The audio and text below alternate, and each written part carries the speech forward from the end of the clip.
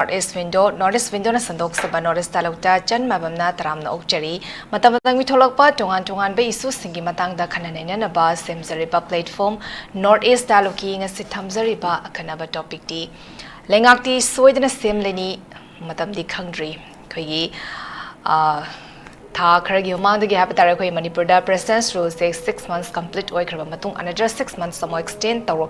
Trikanda gi habatare ko gi Manipur da popular government amakak sembiyo haina praja sing na demand toroga lakpa masi hojik faw the same dana leiba masiga mari lenena ko gi October 1st week swaida ko gi hanagi chief minister biramba amadi former minister amadi MLA singna ko gi Delhi da chatuna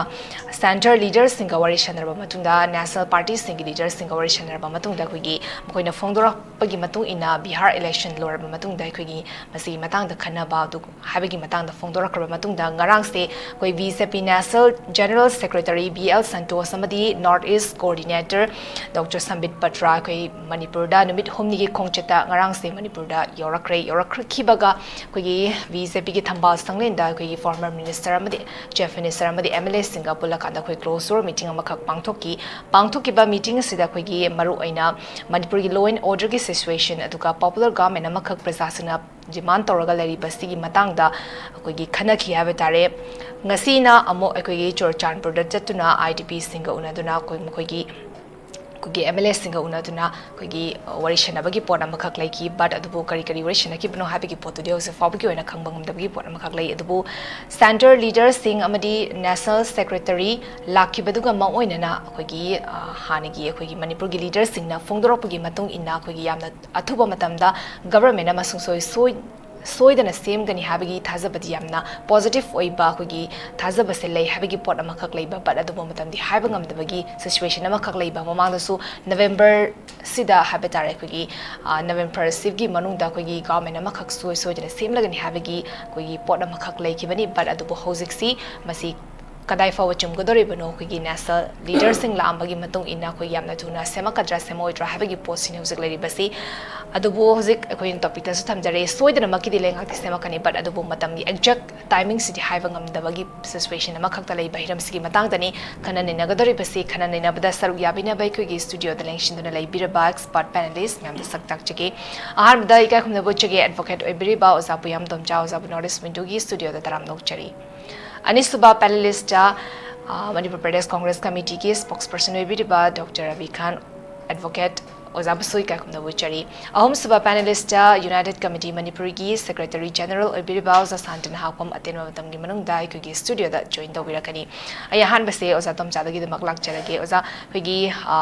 national leaders sing lakani habigi poti dumak koi ningfu ngangna bagi pot ama khaitele but adubu ngarang se 3 days ki visit da koi Manipur da lakhi baga thambal sanglen da hani former minister amadi MLA sing owner kanda wari di sana kre masta yamba koi gi Manipur gi situation gi matang di khana kre have tare koi IDP sing gi matang de law and order gi matang aduga miyamna talaga le ba koi popular government gi matang su khana ki bagi pot ama khasule but adubu exact matam karama matam da same ga dono habigi post khangba ngam da ba masai je lakningi ba post kogi kari gi damak to na kogi hana dagi so huna government seller mani le ma batam da kogi lenga se pai bangam je haidina PR se demand toraga lakra ba tung da PR amuk lei bani PR se amuk lei kan manu se mu PR lenga se pin da government se amuk demand torok bani masai da hangningi ba question se koi why the people of Manipur sina popular government se schematic demand torip se PR lenga se kari pin da ba lei da kino han ba ka bai thamini ge ahanu dai bhior ma yabai khomjari hoi hojiki hangbiri ba wang du mak hangba ya wang le da hana pr thamu haramaga hoji pr lokto na hairi se masi kari gino in hairi se masi mai khangdine masi hairu ga imunda mo bet ka mena mu lakado ma hoji pr thamu habisi matang de and some kind of the masi one and all a number प्रजा सिंगी को अखोइगे खरा वाखल ताबा प्रजा लोइनमक नमसि खलमगदबा माले मरमदि केनोदा हंदक तौरिबा पोतु ngsaigi ko अखोइगे याम समना हाबदा अखोइगे मणिपुरदा थोइबा 3rd मे असेंबदि 3rd मे दि थोपदि नते को मसि ममांगदि अदुम थोबनि था खरगी ममांगदि Moina अखोइगे government ना ngsaigi ching da chalaga u thana bu khona ba taw matam da mokoina kangbu khara mayam na di kuki ni ha ba kangbu mayam am chong thoro ga thingi ba adege thangjing da thingi ba adi maroina akoigi nomai ching da thingi ba mayam do madu de gi di machu ai di madu na ho ro brain khale adi matung de gi di government na hama packet pasi pupian that paga keno ga ne ba ngsaigi akoigi reserve forest साथ के नौ से कोई के लान लेसलम Singh पसिने reserve forest के वो नदी मोय office में मई था जगह जगह से को फॉरेस्ट की ऑफिस में था दे अदगी ओपन जिंग की मतंग दसु मई था तो तसेंग ना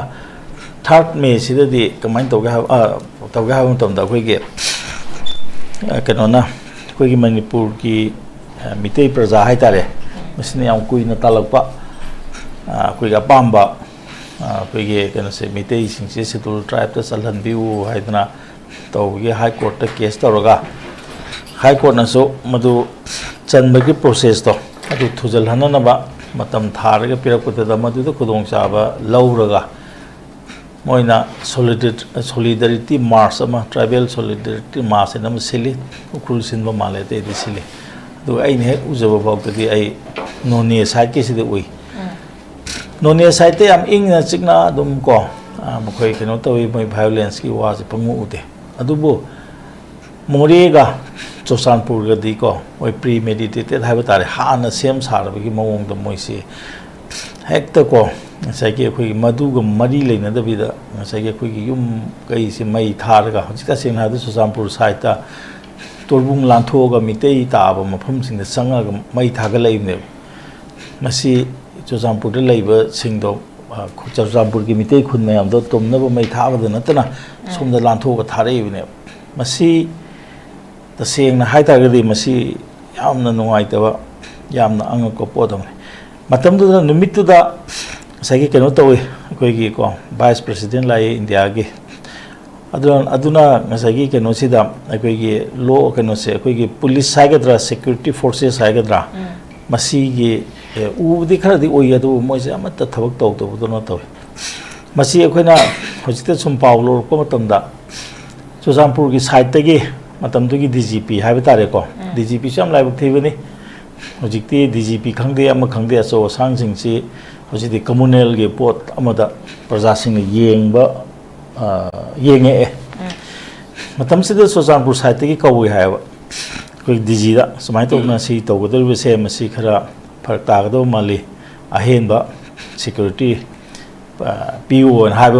मतम डिजी ना कोई सुमाय तो ना केनो तो वे कोई बीपी को वाइस प्रेसिडेंट लापे कोई सोन माय उनजनरी अदो कोई मदु अहेनबा पीबो ngमोय कायना अदमायना तौय हायबको दी तसेंग हाइतागदी मदु हुजि फाउदा अखोइगी ममांगदा पुरा डिस्क्लोज तौद्री कोई लंबा कमीशन ददी लोन पिखन नखरबने डीसीना मतमददा कोन कोना सगी मखोइगी मार्च तो मोजि थिंगबा माले यारोय हाइदना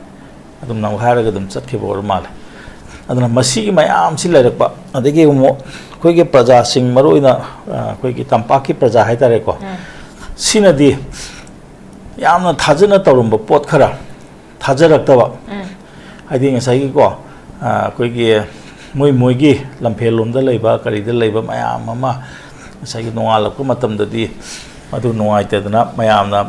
कोइगी आदा सोबनिना मोइसु सोक्तबा यारोय कायना चतनबा मतमसिदा को मोइसिंगे लोइना महंग हांगना लेनर मी हाइबगी पोतम खक लेरमेबा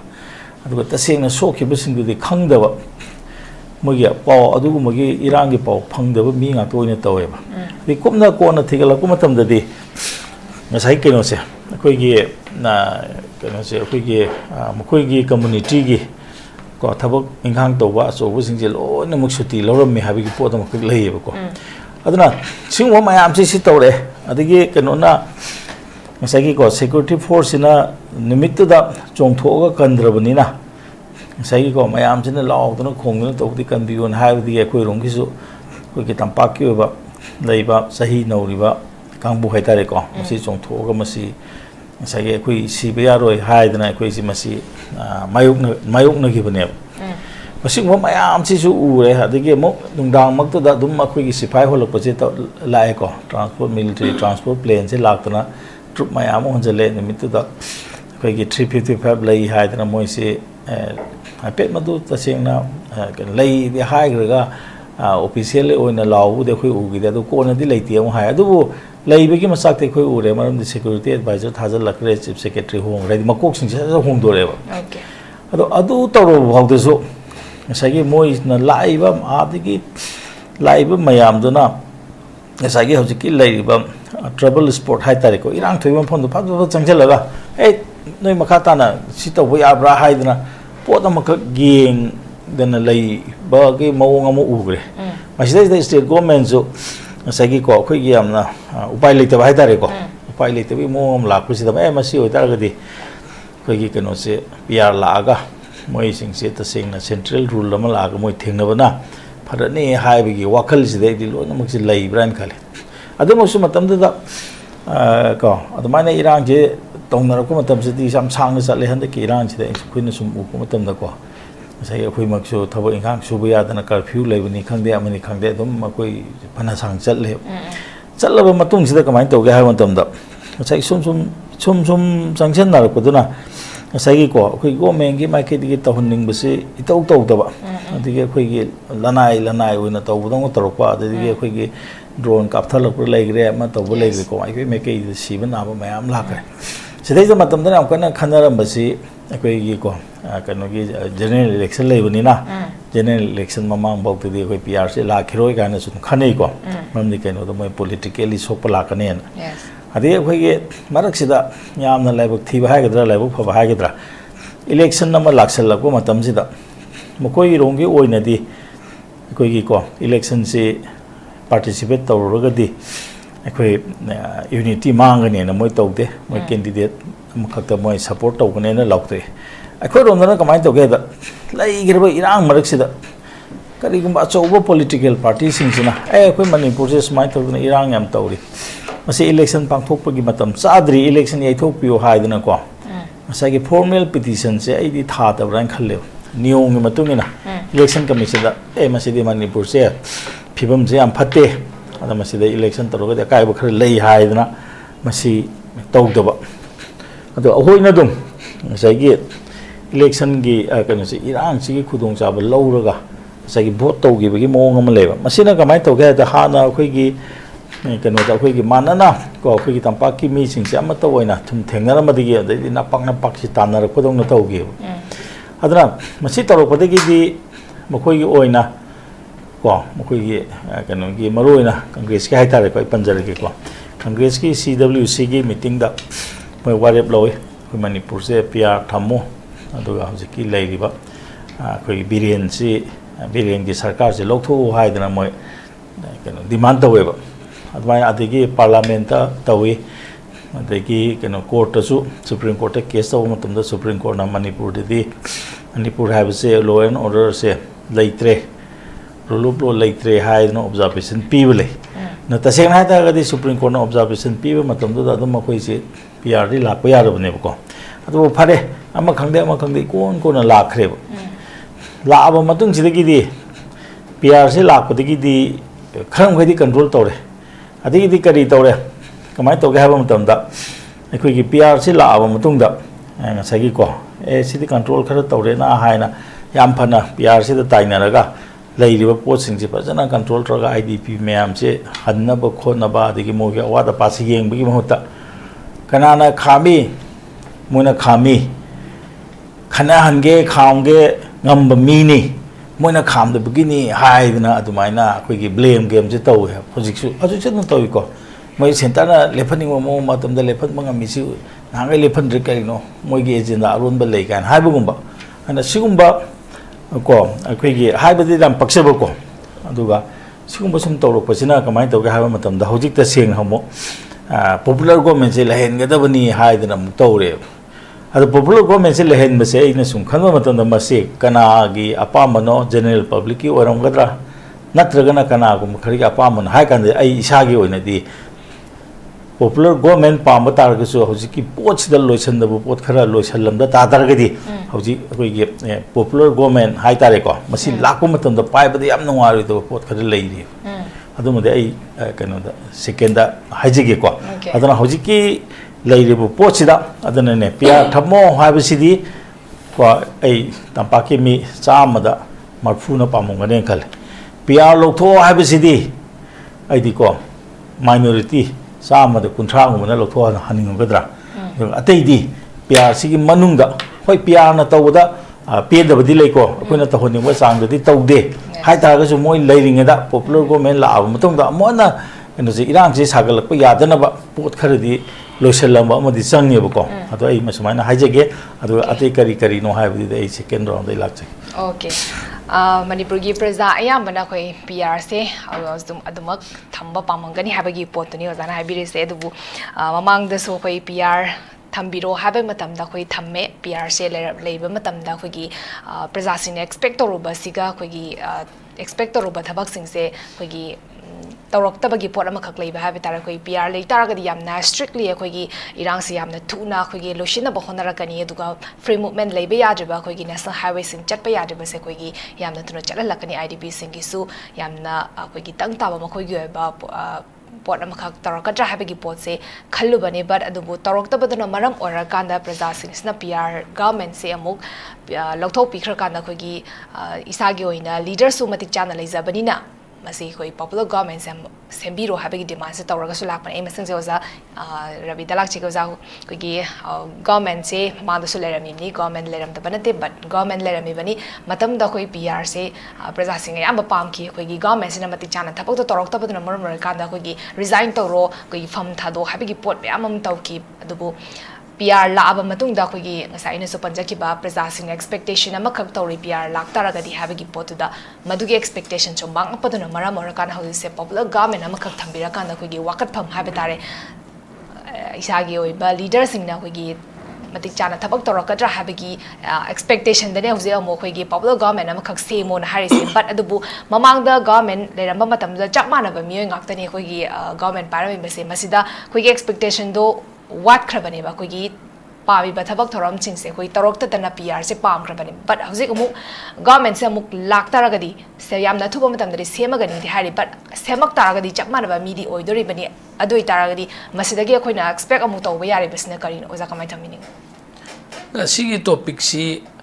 लैंगाक्ति सोइदना सेमलानी मतम दि खंगद्रि हाइबदने मसिगी टॉपिक सी यामना चमदी चंबा मानबा अदुबो यामना मीनिंगफुल ओइबा टॉपिक नि मरमदि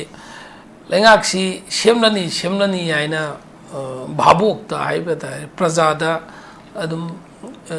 मित्रंग सानबा अदुबा सुबसेमदि सेमदबा सेमलानी अथुबा मतमदा सेमलानी हाइबा यामना स्पेसिफिक वर्ड अमा सिजिनै इखोगी नरांगन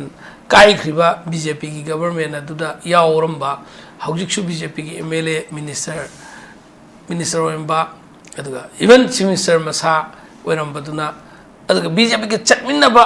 पॉलिटिकल पार्टी अटोपा सिंग हाइबा तारे मखोइना भवाय लैंगाक्ति सोइदना सेमलगनी अथुबा मतमदा सेमलनी करम कांदनो दे हाइबा ngamdri मसे कोइना सुम म्यामना ताबा मतमदा अथुबा मतम हाइरगदी नोंनिनी मंगानी तरानी हाइना खलंबा याय तबदबु अथुबा मतमसी सही दे चटपा माले मखोइगी BJP की टीम चटमिनबा MLA सिंग मोइगी पार्टी की मीसिंग हाइबसे अदुगा BJP की सौगतपा मीसिंग ना सोइबा तारे हाना लैंगाक्सी मणिपुर की लेमाइदा थोकलिबा ख्वाइदगी तमथीबा थौगोक्सी मतमदा पालिबदसु BJP के चटमिनखिबा BJP ने एब्सोल्यूट मेजॉरिटी फंगा BJP की सेकेंड टर्म तंखाइ चलकपा दाइदा तंखाइ चंद्री सेकेंड टर्म खरा होगलकपा मतुंगदनी BJP की लैंगाक असिना सेंटर दसु स्टेट दसु BJP की लैंगाक असिना crisis control to bangam dabdagi president run lakre president run se ju makhoi na lengak sasot chum dabdagi lengak sum na ngak dabdagi failure me am duna mighty dana president run PR thamak pani hai basi yaninga su masin ban da haidok ning daba male aduga PR sigi matung da maka lengak semgani na hauji mo khoina ko chele si chu BJP amdi BJP ki chatmina basingai batare sigi phibam sin lai base sigi tanja sida ngarang si BJP ki nation secretary niai BL Santos ko ba maga adagi BJP ki spokesperson sambit patraga ngarang falda thungare aidna BJP ki thambal sanglenda yamna haraudna khutting thuaga wasakna biyama moige kenoda RSS ki da hek tawba male madugi du tawdan thambal sanglenda khutting thuaga watana bani tawe ngasi ki media report ai engkan da demka makoi gi leader si decide to ngam dabdagi sarkar sem se thindar do mane sni haire se amaka ngarang BJP ki secretary ga spokesperson ga ni sina manipur ki maroi tampak ke mele singai betare BJP ki loin unaraga ngasina surasampurda salere IDP sing unare ere aduga surasampurda BJP ki MLA sing unare haibagi media da leire adu haujik amaka evening ki paudana amaka makhoi si party ki organization mapangan kan khat nangai gi lak khongset ni haina amaka media sing report tore live pot si BJP ki ngarang lai ba makhoi ni si lak ki mamangda nong ni ki mamangda su BJP ki maroi ba mina pse handak ki lak kadoi ba BJP ki national ki general secretary lak kadoi ba siam na chauba assam ni laibak sem ga do gi am maroi ba mani na haidu khraga manipur ki leimai de landing toraga ahing am lelam matung tadi sai gi achangba phawne na huluraga lokak pakana phawham we phi type tumaina result ifa phajada ba mal aina sunga si tabda makoi gi missing maina bada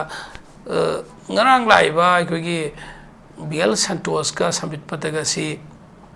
handak laiba November sigi tang kun swaida kun do be subject to confirmation correction RSS Rashtra Swayam Sevak aina BJP ki yamna mapangal leba military wing haigadra army wing haigadra natragana defense wing haigadra yamna makoina sakti le aina khaliba adumba RSS adugi lusingba Mohan Bhagat aibido mahak tang kunda lakadauri haina madu mapau tai madu lakpa dugi damakta party ki organization singi mi singsi machoi tongan ba MLA singna tongan party ki organization ki mi singna tongan sumai laiba si khomjan dasan ngai gi advance team moina makoi si advance team moina lakpa ni haina tai chumra lanbra di that the live that 20 da Mohan Bhagat to laga de dum khang batare ana BJP na lakpa si asama purak amba ne na khalamaga result si manipur ki MLA sing una ba matam da MLA sing gi mochi yeng ba matam da isa sana dab da gi na son gi mathang gi ke no si oina khalaba zala aduni adumaina RSS ki mapangan nama base ke mama manipur da RSS ki office laidana sangadana RSS ki activities tawre basi no mayam no unai RSS kanano karino mayam no khangna hangana hairu taga so manipur ki soil sida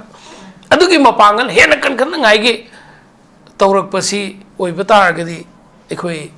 manipur ki si kari oi gadra haibuduni ado luri basi BJP ki wangang lui haibutare wangang lui dinga si BJP ni haina self introduce tawraga amata hek thok tabasi tha phane am kuirabra haina khale ado BJP si moi anoba saklon ama BJP din natragana BJP ki ihul sel halaga tongana makoi gi keno tha mihut tha ba gi type ta tharabra media senen singda ai kana kana busu BJP gi spokesperson oina lai haibadi nachade ko adu hekdam ngang bu kan da last ta BJP gi asoi baji puthorak pai mota Congress na demand to bani PR Congress na sarkar se mo hain bani Congress na hain bani sum Congress sum hairak paji ta baji da ko sai o Congress ti natre anti Congress were BJP gi favor da la e have se mayam na haini ya bani da hojik aikoina ngasi gi luraba sahi ani makhai yalak pa issue sida kanana tawbano ena sum naina badata sahi kunchang han doi roba government ama state ki chief minister cabinet minister MLA chief secretary governor DGP lairi ba khuding makse masi ahan ba maktada ai manipur ni hai bagi integrity da thabuk to honninge ai madugi particular community duni hai na thabuk to badar gi magi miyeng du yam pick khrane state ki leader oi gi hai badar gi sometimes ai she aina belong to a community du na tang thamaga ai se atop community du ai su adugi imung du da po amadi ai atop community du ni ne khan bangam gadam ne sometimes ai se mai tayi no po amadi kai gum da ai se pangal ko po amagdi ai se kuki oi no po amadi ai din naga oi po amadi ai din nepali oi po amadi human being amo ina khalaga administration to gadam ne human being amo ina po ga ai se manipur ni hai ai manipur han nuksi gadam ne ai se anti communal oi ba anti community oi ba communal gi wakhalom da sagal lagari madu state ki leader na te picture ngreba particular furup adu khaki leader oi doine adait ne ba manipur ma choi ta halis ai india gi leader india mi shoi nuksi gadam ne manipur gi mi pung guding mak nuksi gadam ne prithvi da lai ba human person mioi ba khuding mak human being khuding mak nuksi ba ngam gadam ne adudagi hendoktana universal declaration da United Nations na haire sidi mioi ba jati na taba sao se jiba panba lei pambi khuding mak se nuksi yu hair ba matam ne ekhoi swaidana pixel laga thaibong manung da lei ba tin dauna sangsar ji sirei hena soba lei tu haina community ama khaki wangang ga lei community ama khaki thawuk tor ga lei tau thor pa thawuk se haibana na ai manipur gi ai india gi har tau thor pa thabuk ngang thor pa thabuk tuna o apik pa furup am khak represent tawi ko ina lai political party or ga su political party adu khaktara madu gi confined particular community based oi ba religion based oi ba political party na ngang thor pa se apik pa area am khak oi gane ma samaj gi machu su na leiba leikon du da changba ngamoi magi manabal leisak manab adwai da khak ma chakta phum oigane matma gandhi na ngarang si all india radio linkhat khibagi numit ka mari leina matma gandhi na haiba wafam da ai india moina india nuksi batana tana jagat sangsar malem da leiba prithvi gi mipung khuding mak pusu nuksi ai akhoi gi pai pu sing duna manipur ningtam ngai honram bado manipur ningtam halam bado particular group am khakkal laga na te manipur punu makineba aduna aikoina BJP gumbagi ideology da adum sum aikoi sangsal laga leiragari ngasi manipur da thoiba laina ase manipur da thoiba crisis se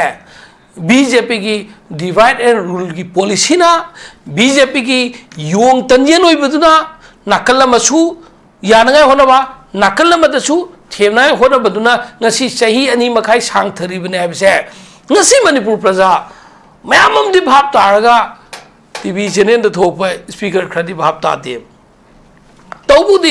tawbudi magi hidden agenda pandam leyam gani aina subsalak pada haijaning ba matam da aikhoi leiriba chelibi isel sida idea manipur da pugi haiba tar gadi ngasi moi gi party na PR kauram bani makhoi gi party na lebak semo haibani haibarom da taina roi seba haujik India lengak ta paliba BJP sina lenga semgi sungami semoi ge sungame aduna ngasi manipur gi MLA khujok khara kunthraga nifuga manga harge ne nifu mari harge ba asonda atopa BJP gi community am gi tara du moi nak tang chatmin na so lehuri ba BJP am di ma manaba nifuga mari sina कुंथ्रा खक ओइबदा सरकार सेमगदमनेबा कुंथ्रा से मानबा ngamdrise अखोय प्रजा खुदुंग नखोय कुंथ्रा ना मानरगा सरकार सेमोइना हाइबा कैदौगे सिने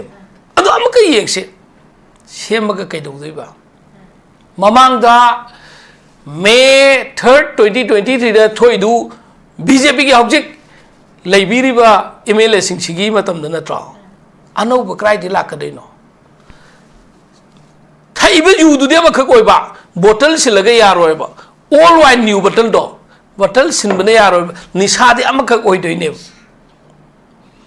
ये तो बासुना ओइद बासुना अदोम की लेंगा की शासन दो सेंटर की बीजेपी ना मणिपुर स्टेट की बीजेपी हम बीजेपी चटमिन नेबे सिंगा लेने मरी सिदने यामना नाखै सेंगना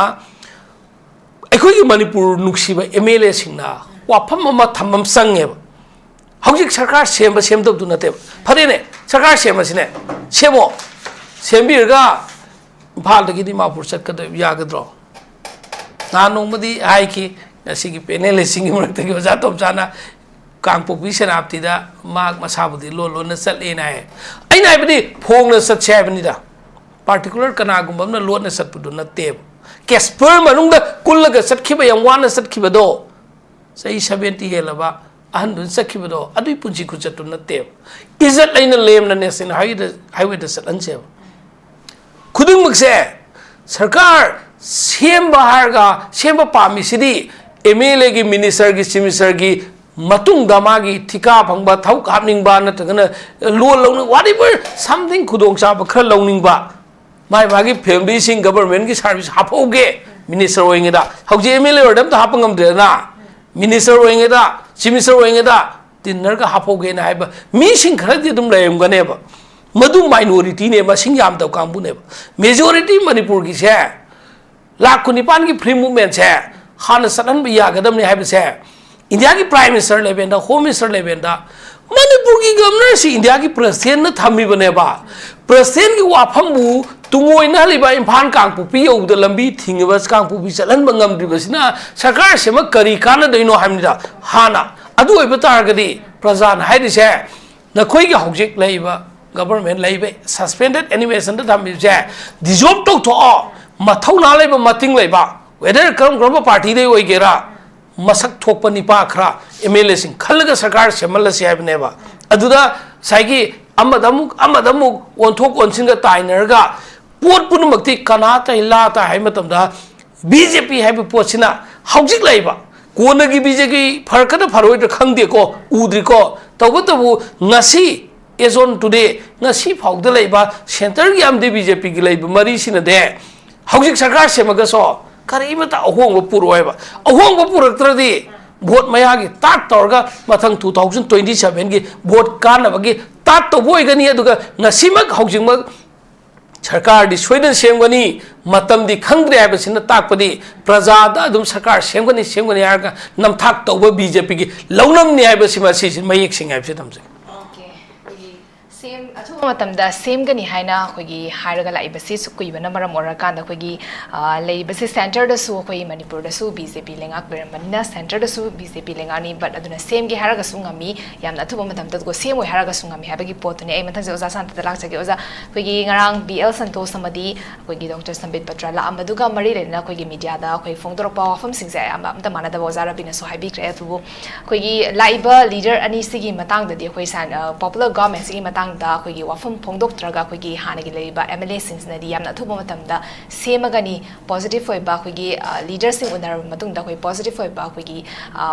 गवर्नमेंट सेमगी मतंगदा पॉसिबिलिटी ले हाबगी पोट अमखक थि थमी बट अदुबु ममांगदगी सौना सेमगनी हारगा को सेमदना लाखपगी पोट अमखक लेबनिना हौजिककी लेबा सिचुएशन सिदा अखोई ओजागी ओइबा ओपिनियन दा यामना अथुबा मतमदा सेमकनी खनबिब्रा नवंबर से थाखिबनी नवंबर से लोइजिका दा सेमकनी खनबिब्रा नत्रगना अदुम हानगी हमो सेमदना अदुम लेगनी खनबिब्रा कमाय थमिनी बीजेपी की ने बीजेपी की सरकार सेमदबगी वाफम से सी यंगानको 1980 दगिना ngasi पाउदा लाख बीजेपी की मागी हिस्ट्री से बीजेपी से मणिपुर कमाई चंगे कमाई तवे मी क्या सेक्रिफाइस तौरे बीजेपी से अखोइना मजे अइना बीजेपी थागत पन थादबई वा नतेबको फजना येंगम चंगे प्रजा के केम खंगम बोय बीजेपी से कमाई लाके से आइबो फजन खंगदे हाइतारेको sum masi political sigi discussion je tawne have the sum search tawra pa sum yeng kan da BJP magi amarom the background yeng ta di BJP is one of the yamna marin level leader ma BJP manung da yawram de have the yarwe ko maram di mase 1980 dagi BJP pusal ko ho matam da 1980 dagi BJP se pusal ko ho matam da mi taruk na yama choba dai ta lo ga mi manga na hai tai ko yama choba dai ta ma lo ra kan da mase laimum ragumani ko nu pa mane han mane Rajkumar Dolan Sana Singh ne dagi thoksom yum jaw ko mane mainam borot ne dagi hobam bor babu ne makoi manga sina BJP se puraga masideda BJP se puraga thamba matam se masi manung sida masi marak sida sai 1995 ta 11 February 1995 ta sai Modumongol Sharma se mayum da nongai ka pa to amine ba BJP se oppose to ko stage sida ko music powder BJP ne 11 February 1995 se keno ne na black day ne na celebrate to lai ni ne ko se BJP yo ne ko February 1995 se si matung da sum yang ka na sai ge keno se TI saw bo se mu pusale ado pusala kan se na sai ge si gi timing sida keno matam da thonau zum chaw bo gi matam sida di ngasai gi BJP je masa gi candidate for file to ngam de ba sai file to ngam de na BJP office tagi candidate file to ko je independent candidate oin file to re ba bi masa di BJP gi ticket roi ba sai only nupa ma kha nong thomam ni ba sai ba nupa ma ai wa ma hu su lei ma le nong thom BJP yaw lei re bo ju marin lei nupa ma khak na ma thandana ngasai BJP ticket ta ward number 3 thamai ban dai ma na keno se candidate je file to ge BJP history je am strong way ho re ai tare hojik lei ri ba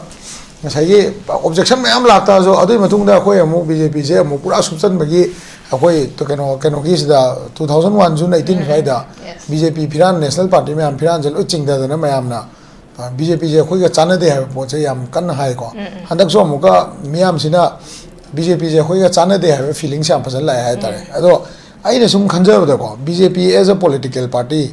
yamna keno gi wana te ma bu thagat pan ta thada bai wan te mara yam chet pa party amadi oi ba yam leadership yam manin level leader mayam ma thokrawa adu ma party amadi oi ba adu yeng ta ga di hojik se sakar se ma sida wabum di thok tab ne ndi yam seng na ha ba ko number su lei wabum su thok te to bu hoji yeng do sidi kaino hai ga na Bharat Sarkar gi ideology matung ina ai wakhanda lengak sem ne have de khoi loin mak tare du matam lepte have nei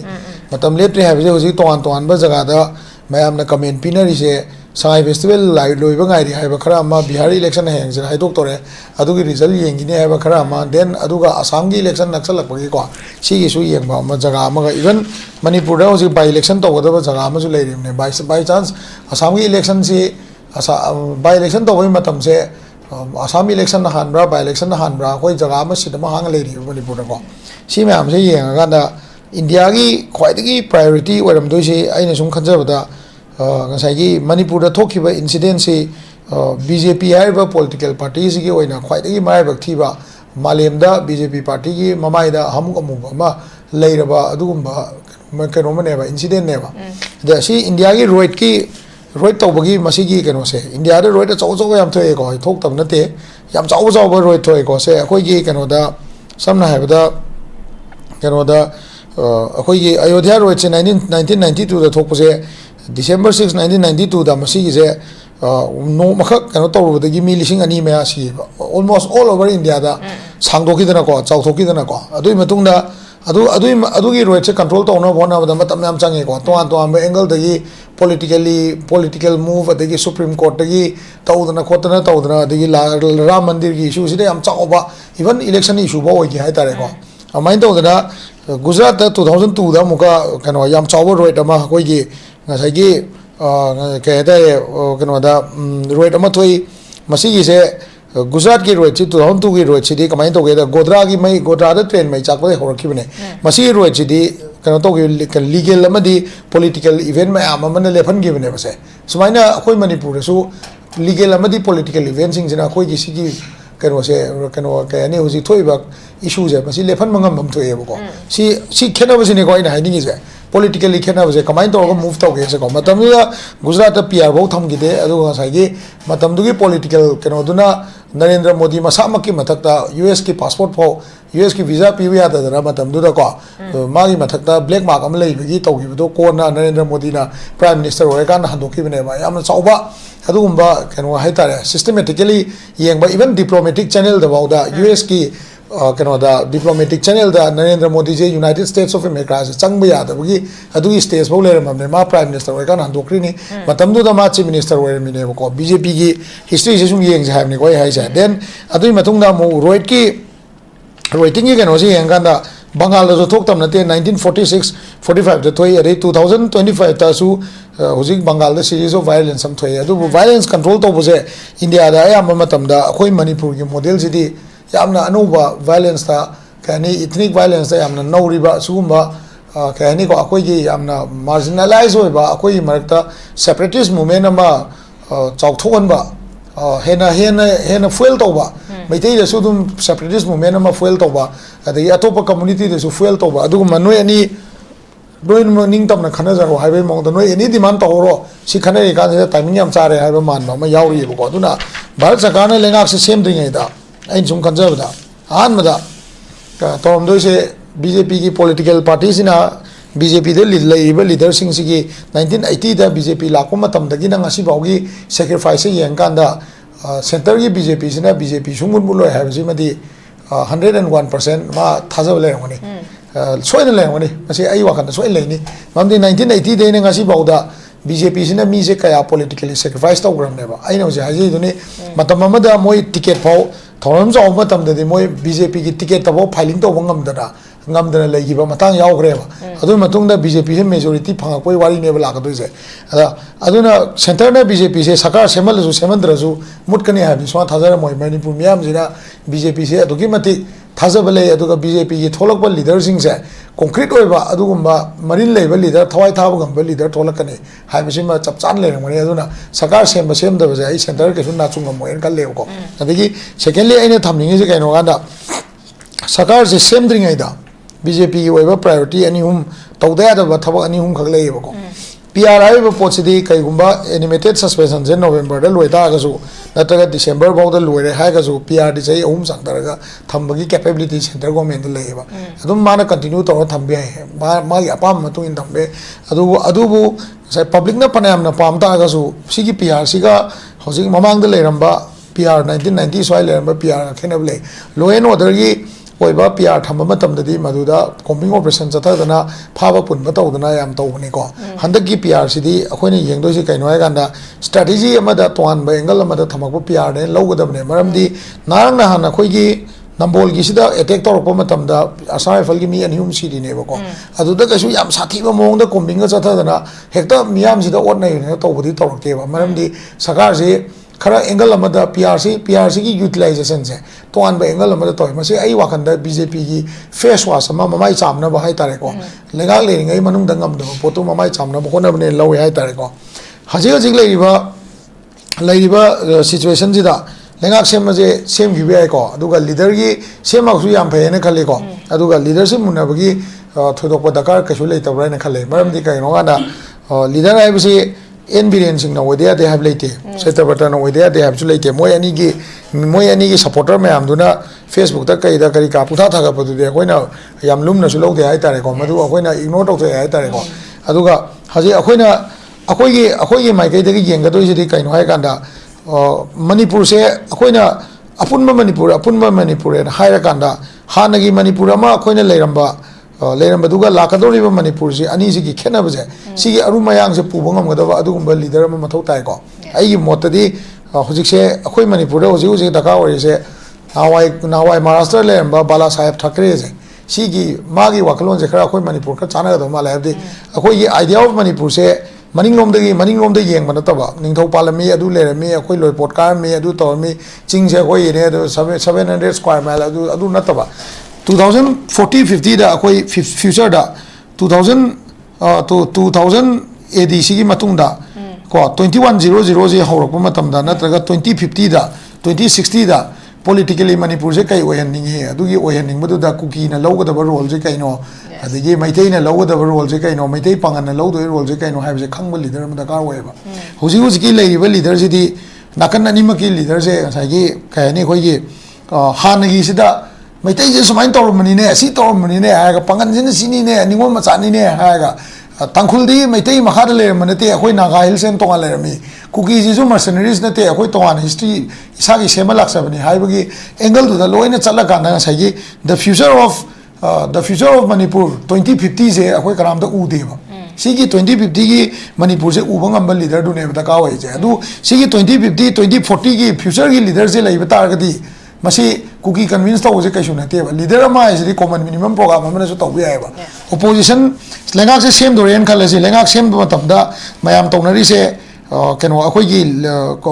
ruling party gi mi khakdana phamaga tawne hojik leiba Manipur se di aina leader oi ge hai ta de ai even opposition party se ba convince to bi da ka ma la ma le ba lengak sem ma support to hai ba na to ba how to convince how ngasai moi ngasai hai do saitabata amadi mo keno en biren sing ani sigi marakta mai magi yana ba sing unagre ado moi ani na kuki gi MLA sing se nagai MLA sing se support to ba kanada moi da yarak pa miduna leader oi ni ga hai pot se sigi yarak pa mina leader oi da ba hai bai wa phom se kitang to an tam ga da hoji oi ga da leader se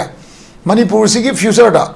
aina Manipur se kamaina place to do no have poto khang leader dum ma to ta ba Manipur smai le mani ko pani noina popi ta ko dei bera kare na traga lamji yarak tre illegal immigrant si oi re adu oi re ha do ada stage do na ta ba adu gi di oi le ro po ne ba ko madu chum tho aga kamai chum tho madu chum tho ko matam da indigenous tribe samna ba mate simte adagi le idana hoi wifi hoi kai hoi ko tribe list yaw ri mem je moi gi community se sok ta na moi community gi yaning da ba yaw da na koi kamai si chum tho kane ha do adu da ka la e bo sik ti ko adagi tangkhul gi kari gi lei ba pot si da su ngasai gi NSNA am gi kari gi tawri me am ngasi ngarang wo paung mui bala am ba kolam je sentiment sok ta na Manipur se kamai ran to ba hai gani ha do madu tangkhul loi bi ai madu da ngasai gi naga tribe oi bi ai ko Pomai oi bi ai se any indigenous tribe oi bi ai madu gi leader lai ta ga di akhoi me am na common minimum program ma da 2027 baugi manung da akoi na tawba ya ba program setup khar le ra da madu da leader khan bane na parak to re ba akoi uji khal libe leader di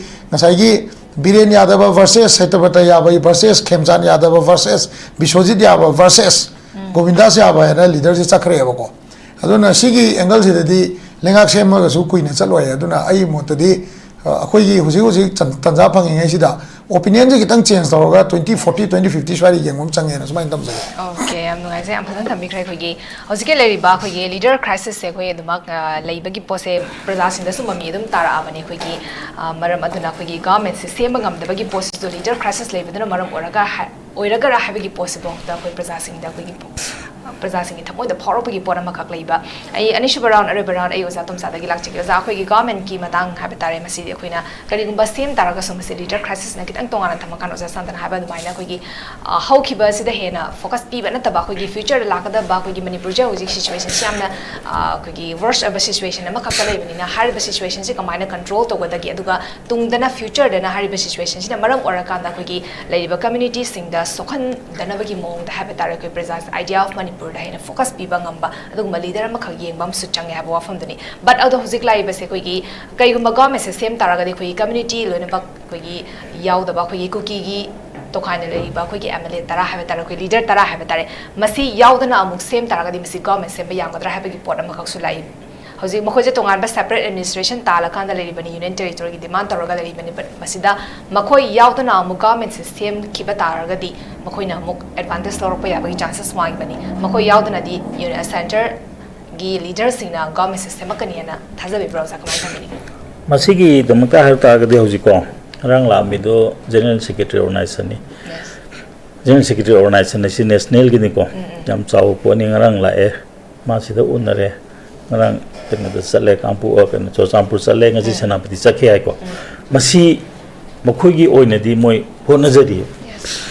adugi ne ba sem di sem mani karam kanda khang de ge ta ado hojik am tin luri bidi hojik to akoi da isa da yaw ne tek to resine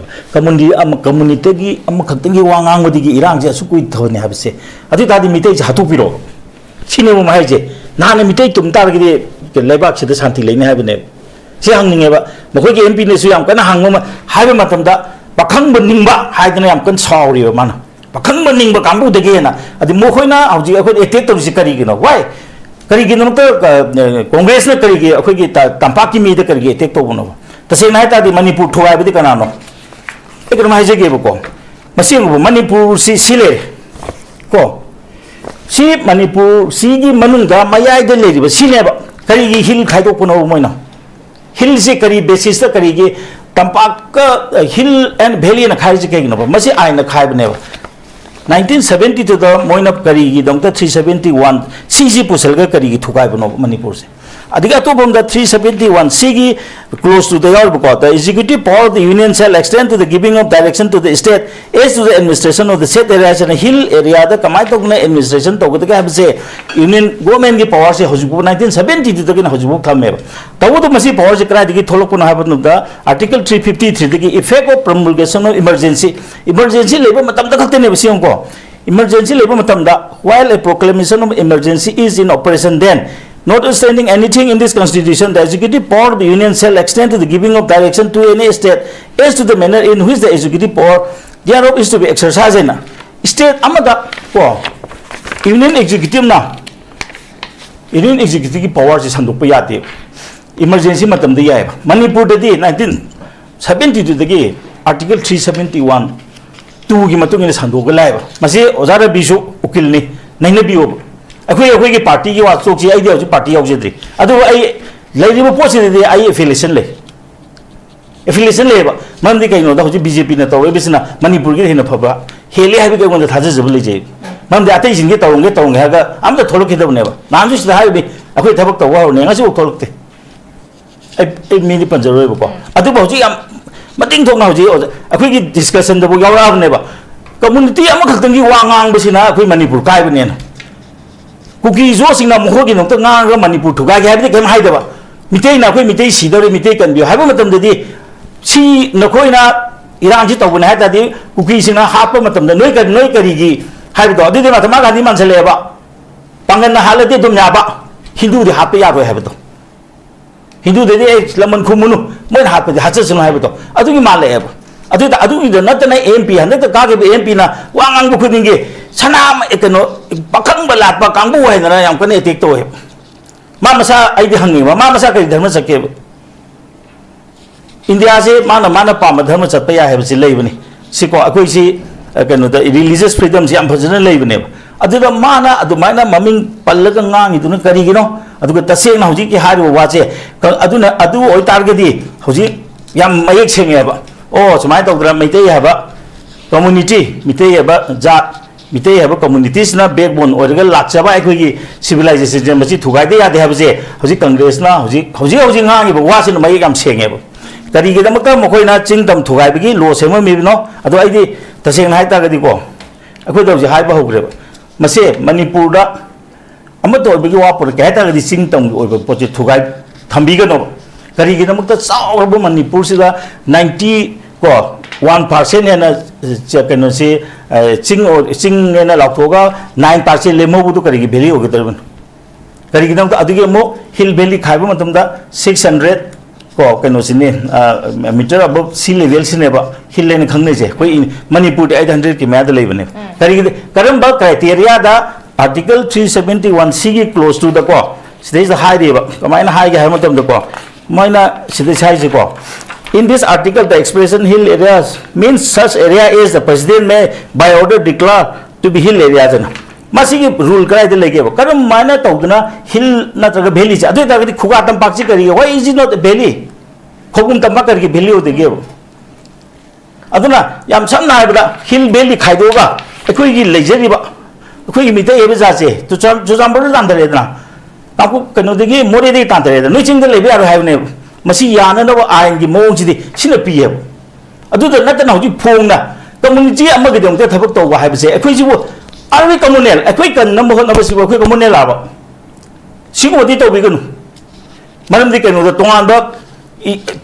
मोंग अमद मायोन अमद ओलकनेब अदु दागरि कांग्रेस न मणिपुर थुगाने होने हाइबसे मसिदि हेन Seng जिक्राइ लेरिगेबा मार्जे regiment तौबो मतमदा मार्जे की pot पामदेब्रा मैनदी को कनो सिदा कनो की सीदा थमे नते अहमदि चिप commissioner के province ने थममनी अदुदगी कनो state तो को कदी CA के अदुदा चलन बने अदुई मतुंग union territory on बने असुमाने को याम निंग तमन लेजरम बल्लेबा अमुबु का एकते सुमाने को इकाई फिर खुमन बगी लबचत चम तौरक बसे मसी तसेन हाय तागदी बसे अखोय नांगे चिंगना दनसु लेबनी अदुगा होजिक लेरिबा असो कनो कनगरब मतम से याम फोंग नेता अखोय कम्युनिटी अमगे दंता थबक तवा कम्युनिटी अमगे दंता वा ngang बगी दंता मणिपुर दा सुक कुइना इरांग लेरपने हाबगी आर्टिस्ट हाबियो अदि तागदी मितै हापसे अखोय सुम यादा सेराब ए नोय सिनियर सिउ नोय दरकार लेते हारिब्राब अदु असोना कन्दा कम्युनिटी अमगे दंता अखोय लेबा अम सेंगनी लेबा अम पिउ हाबिसे वा मचेनम दंगांग दबसे करिगिनो अदि तागदा काय बे amlei aduna nga mak keno da hoji am kan tongneri si ko nga ta sena hai ta gadi hoji la ambasina eminent personality mayam ma unai ko ne oza mayam unai adigi mayam ne unaba matam sida suggestion loina pi ko man khune so hai bese yam sam na akhoi da ne kamai tok dar manipur gi irang han ta de hai bese masi gi suggestion pi bi hai we pi hai ba samai tok na kari gi nam ka congress ki ngasi buk de leader la ki ba mayam kari nung ta mayam unana ba hona da bno Manipur इरांग से कमाने नेमदगदे हाबसे मोय करी उन्नर होनदबनो करी vote खोम सम हानिजे करी no मोय हंग याइना नै मिटेन नुवाति से कइनो the करी गिदो हंगदगे होय डोंट दे आस्क से हंगम थोकतब्रो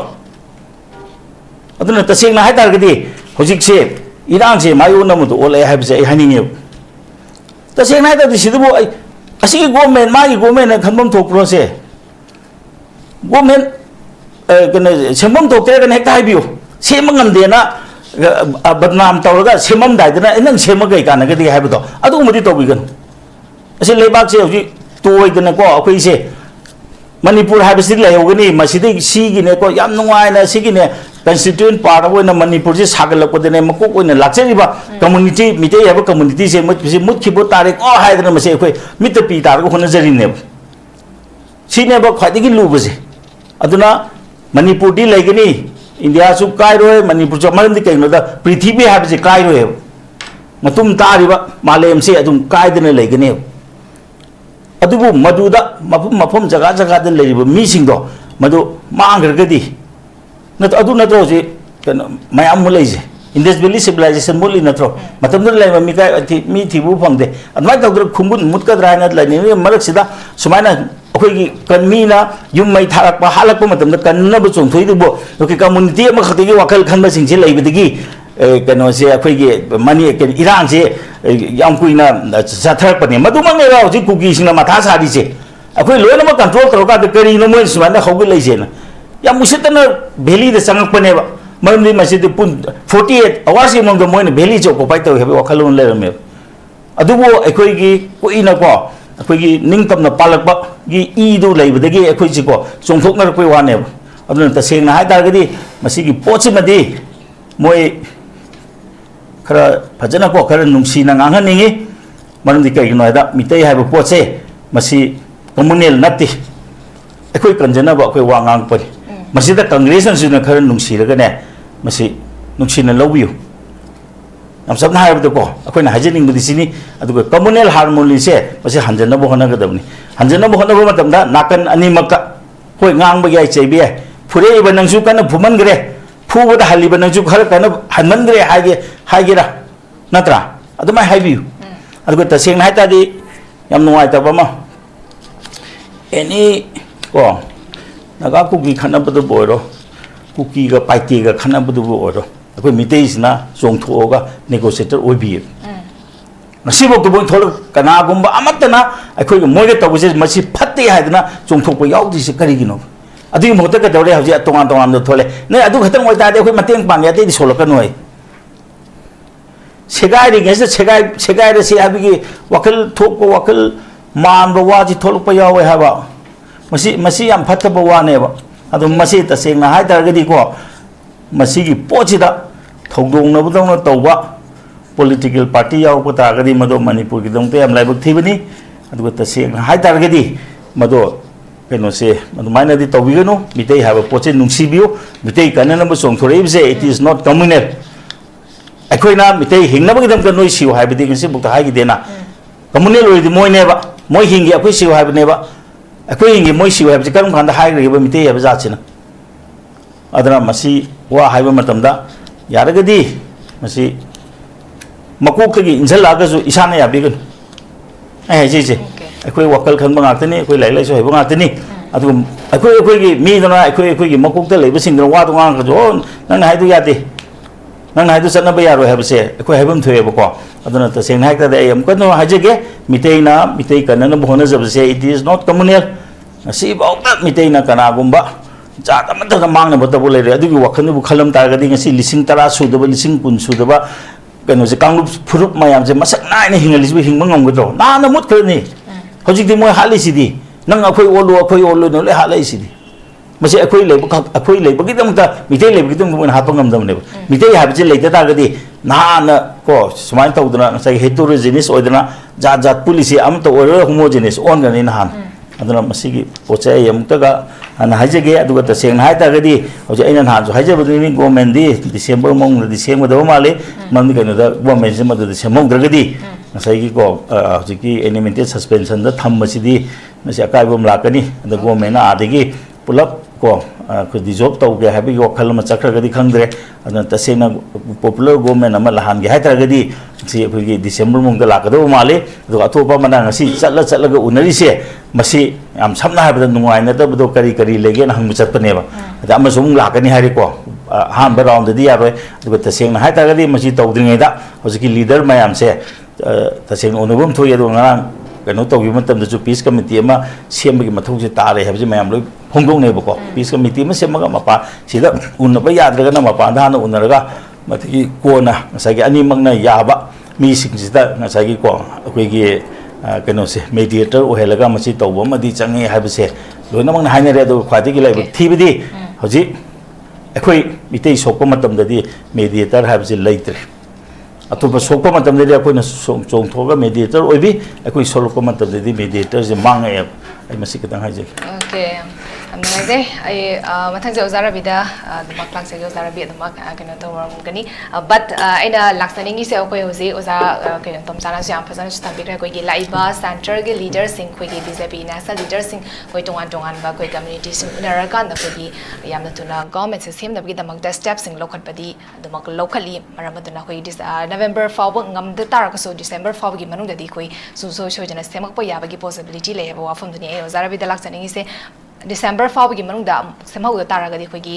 2027 इलेक्शन लेबनिना अखोई इलेक्शन की ममांगदा मखोइना लेंगाक पाइगदोरिबिसे ओनली 1 year खक गाइदोरिबनी बट अदुबो लाक्सनिंगी क्वेश्चन दी अखोई गवर्नमेंट सिदगी अखोइना एक्सपेक्टेशन यामना मांगख्रे हाबगी पोसिदम खंगागसु लेरे अदुबो हौजिक करिगुम्बा अमुक गवर्नमेंट से सेमक तारगदी मसिदा अखोई 27 की इलेक्शन सिगी मांगोइना इलेक्शन सिगा मरी लेना अखोई सेमक ओइबा याबगी पॉसिबिलिटी लेब्रा अखोइना मसिदगिसु अखोई थाजबसे मणिपुर की इशू सिगा हाबेतारे मणिपुरी क्राइसिस सिगा मरी लेना हाबेतारे मसिदगी अखोई थाजबसे लेतेना खनबिब्रा कमाय थमिनिंगी अखोई यामना मरुओइबा सजेशन पीजबने अखोई पैनलिस्ट सिंगी मरक्तगी सो होय अइना हाइबदुना कांग्रेस ना हाइबने खल्लगसु अखोई येता फंबीबा जासांता यूसेंग जनरल सेक्रेटरी ने हाइरिसिदी यामना न्यूट्रल होइबा रियलिटी दो यामना हाइबने दुबो अखोई ओजा तोमचा पुयाम तोमचा यामबसिना तेखातना कांग्रेस सावरे दुगा मा मसाना ngasiबुदी सेंग बाइडोक्चरे बीजेपी दे एफिलिएशन लेजबने आइदो याय बीजेपी की एफिलिएशन लेरगा हाइबीबदु केसु काइदे तबो आई खोइना हाइबदुदी कांग्रेस की आइडियोलॉजी का बीजेपी की आइडियोलॉजी का खेनरिसना बीजेपी की आइडियोलॉजी ददी one religion one language one nation सुमाइना सत्पने सेकुलरिज्म की क्वेश्चन याउदे साइगी बीजेपी की एफिलिएशन लाइबिरिबा ओजा पुयाम तोमचाना सेकुलरिज्म दा बेस तौरगा बीजेपी सु सेकुलरिज्म जाबदोंना हाय बीजेपी ने सेकुलरिज्म जारमगदी गसी सिटीजनशिप अमेंडमेंट एक्ट पास तौरम लोय पार्टिकुलर कम्युनिटी में खानदोगा अतई खुदिंगमंगा संगन बाय इंडिया की सिटीजन पिथोइमने गरांगन फावबा पिथोइने इंडिया दा मसिंग लेपतना मपान की कंट्री सिंग दे लाकपा अफगानिस्तान की पाकिस्तान दे बांग्लादेश की लाकपा इंडिया सिटीजनशिप पीगनी ने लाउथोइदो अदोंगी बीजेपी न नतब्रब अदुति मपाल लेबाक्ते नतब्रब बर्मादगी लाप मीसिंग औजु फोबा हलन गिद्रे से अदोंगी बीजेपी न नतब्रब कांग्रेस न पुसलप्रो कांग्रेस ला दु सिटीजनशिप पीने पास तौब्रब नसीदी आई मणिपुर से मांग तारे हाइना हाई सेबने बीजेपी की मचिंदे थोंग बसे आई मैटे मुटखनी हाई बी गनोबा आई पांगन मुटखनी आई नगा मुटखनी आई कुकी मुटखनी ना हाई बतारदी कम्युनिटी मरी के लीडर मरी थोकने मणिपुर की लीडर ओई के हाई बतारदी आई की मणिपुर से मुटखनी आई मणिपुर की लीडर मोइना मणिपुर प्रजा मुटखनी ड्रग थारकपना ड्रग जोलकपना खुदिंगमक तौकपना उमंग कुक थोकपना मुटखदोइसे मणिपुर की प्रजा मुटखनी हाइबियो मणिपुर की प्रजा ने मुटखदोइसे मणिपुर प्रजा ने अवाब तादोइसे इंडिया की प्रजा अवाब तादोइने अखोइसे मणिपुर से इंडिया की पार्ट अमक ओइख्रेबो अदु हाइबियो आई न पार्नो आई ओजातम साइदा साइ इंटरप्शन तौजदे को इसाना मैतै मुटखनी ने सुम हाइब तारगदी अतोप जाति सिंह कई फाउगदगे अनि सोक्ति अखोइगे मणिपुरी हाइबा फुरुप से नसी सही लिसिंग क्या लाइक मणिपुरी है जाति से मसी मुटखनी मसी मुत नंगाई दमक्तनी अखोइने तौरिसे सरकार सिन तौरिसे हाई सेबा अदुदा सपोर्ट तौरोइदबा कनासु लेतेबा कांग्रेस ने यादब्रबा बीजेपी सरकार वर्गसु साइगी उमंग कोकथोकबा यारोय ड्रग थाबा यारोय अदु तौबा यारोय हाइबसी कांग्रेस ने थिंगब्रबा कांग्रेस मतम ड्रग फाबदी सेंट्रल एजेंसी दे सिनै बीजेपी की मतम द फाबदी सिन्नब्रो सिन्नबदी लारना थिगतुबा आयो भावबा कमाय तौबिखिगेबा खांगी दुनियाबा कैदोरगे अदु मसा मसागी अदु मिपुं खुदिंगमखि नतेको पार्टिकुलर पावर पाइबा मिसिंदुना तौरिन एखोइ याम हायरोइगेबदो हौजिक लाइबा इशू सिदा नसाइगी ममांगदा हाइबिरेबा जातोम जाना चिंगी लम तंगी लम अदु लम सेमदोमी हिल एरियागी अदुगी 2024-25 निंगसी चली सिलोइदौरे नवंबर की तांग 10 2025 की 2014 दा सेंटर दे बीजेपी पालेबा प्राइम मिनिस्टर मोदी पालेबा सुबले लेतना पालक पसी सही 13 सुरेबा 2017 दगी मणिपुर दा कांग्रेस दगी सटखिबा अदुंबा मीसिंगदुना बीजेपी की चीफ मिनिस्टर वर्ग पालेबा ने तौरोना नखोइना हाना की एक लो लेरंबा हिल एरिया कमिटी की होइगेरा एमएलआर एक होइगेरा A part C part B status होइगेरा व्हाटएवर लीगली बोनाफाइडी फोर्स ना फुद नोमै कापगा नत्रा गुंडा थाजलगा तौबदुदी इंडिया की डेमोक्रेसी दा चन्नफम लैतेबा नखोइना असेंबली स्टेट असेंबली रिजोल्यूशन लौबिरो नखोई की सरकार ने दिल्ली दा पाइबा इंडिया की बीजेपी सरकार दा पार्लियामेंट की लौबिरो इंडिया की प्रेसिडेंट की ऐसे लौबिरो करी धिंगेबा नखोइना वोट खोम नगाई होना पता आईपीएम ने ना आई ओजारा भी लोरा कांदे ओजारा तो चाहता 371 सी क्लोज टू द कांग्रेस ओपिनियन द पिबिरम ओ आई जरकेबा 371 C clause two citizenship amendment act C bill लोइना पुथोको मतमदा नॉर्थ ईस्ट मैमना अदुकमति प्रोटेस्ट कन तौखे मणिपुर न टोस बियारर ओरगा असम नागालैंड अरुणाचल प्रदेश मिजोरम होस मखोई मैम जो होलखा सिटीजनशिप अमेंडमेंट बिल से पास तौबिगनु हाइन कन्न तौखिएब मरमदी मसिगी बिल से यावरिसिदी युमथंगनरिबा लेबाक सिंगदगी पाकिस्तान बांग्लादेश अफगानिस्तान इवन म्यांमार से मोइन अंडरस्टू थम्वानी म्यांमार दगी सो दुम यावहलेने खनगने ममदे नसी फावा म्यांमार की द अकन्नब पंदेब मैमम लेहलिमिना सेगी सिदा पार्लियामेंट दा भोट लौनरक्पा मतमदा बीजेपी सरकार सि तुगदगी ngai leiba kanda मणिपुर की चीफ मिनिस्टर मतमदि चीफ मिनिस्टर दुदा टेलीफोन तौरगा अमित शाह ना हायक पनेबा नखोइगी आईएलपी ना अमा लेबदु आईएलपी दु पिबिरगे नखोइ प्रोटेस्ट हंदरो नखोइगी एमपी सिंगदो अखोइदा नॉर्थ ईस्ट की MP सिंगजु BJP they support तौरगा citizenship amendment bill से पास तो होगे नो जसाता हाइबनेबो अदुदा हराउदना आईएलपी पीरे मैम तू असेना सरकार दुना मतमदुगी बीजेपी सरकार दुना मणिपुर सरकार ना हराउदन तौखिबनेबो अखोइ कांग्रेस ने कई येप्रा येतिने नोइना ILP दमकता मणिपुर प्रोटेक्शन बिल लेना मणिपुर की स्टेट असेंबली दा अहुमलक पास तौरगा 1951 दगी बेजर वर्षु ओइबियोइना पीगिबा मतमदा इंडिया प्रेसिडेंट था मतमदा सेंटर द बीजेपी लेबनिना पास तौबिरक्ते नोइ सेंटर द बीजेपी लेरे 2014 दगी कांग्रेस ना दाबदे नखोइ गिदि थाबा थादा बै लेत्रे ममदे इंडिया लेंगांग इंडिया ना अचौब डायमंड करोड़ मिलियन की फंगबनिना मणिपुर दा मिठाई मरु अमो हुंजलकपनेबा अदुगी वेट चो बैलेंस अखोइ येंगमिनसेबा कई काने ngasi adugi ILP du na ngasi mitop jang pa thingma ngamba ngamagadi kai gi damakta manipur da mitop jange miya jange foreigner jange illegal immigrant jange atu ada ina lao si kai gi no ILP du na ma thona lai ba maya yo ba ILP wa magadi why ikoina TV da mitop jange na khabar da social media da kokcha tong khoi gi ngang na ri myam si ngang na pham thok pro ba chum da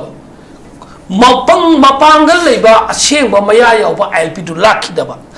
semdu oba na koina sai gi haibiri do jatam jana congress matam da congress matam ni power par na chei tara hela semdu ta bida housing na maka sarkar se sembagi upai si chum le ektam da nahan wai na ngasai bi du ni bihar gi election amuk adu amuk ada le November tha se susoi choi de gi na sina ka December फाउ द December दो माल है रे अरे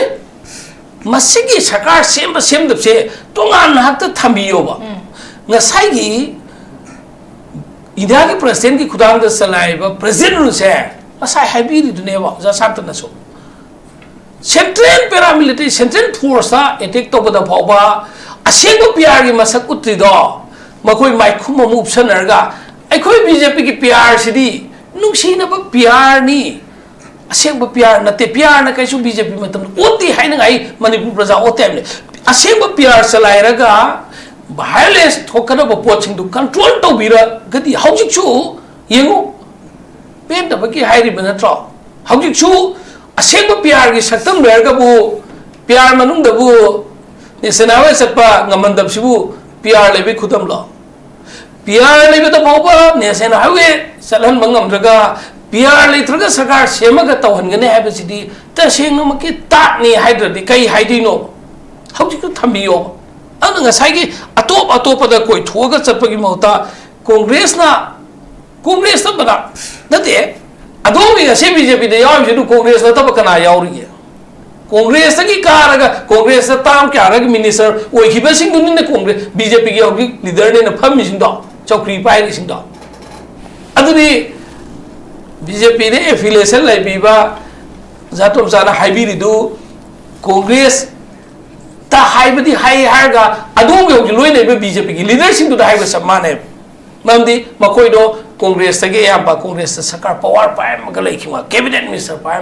अतोप दोल चलम गातने मकोइ BJP ने पोखिबा नते power की दमुक्ता सेंटर द बीजेपी लाखरेना 2014 द बीजेपी ना लाखरेना मणिपुर दसु 2017 द बीजेपी ना चोंगसन नखरगा मदुदगी सरकार पाइकी बने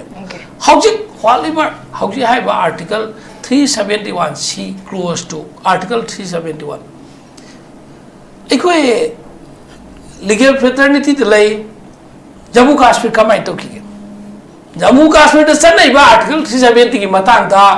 ओवरनाइट अहिंग अमद थुगाइखिब नत्रो बीजेपी की नरेंद्र मोदी की पावर ने थुगाइखिब नत्रो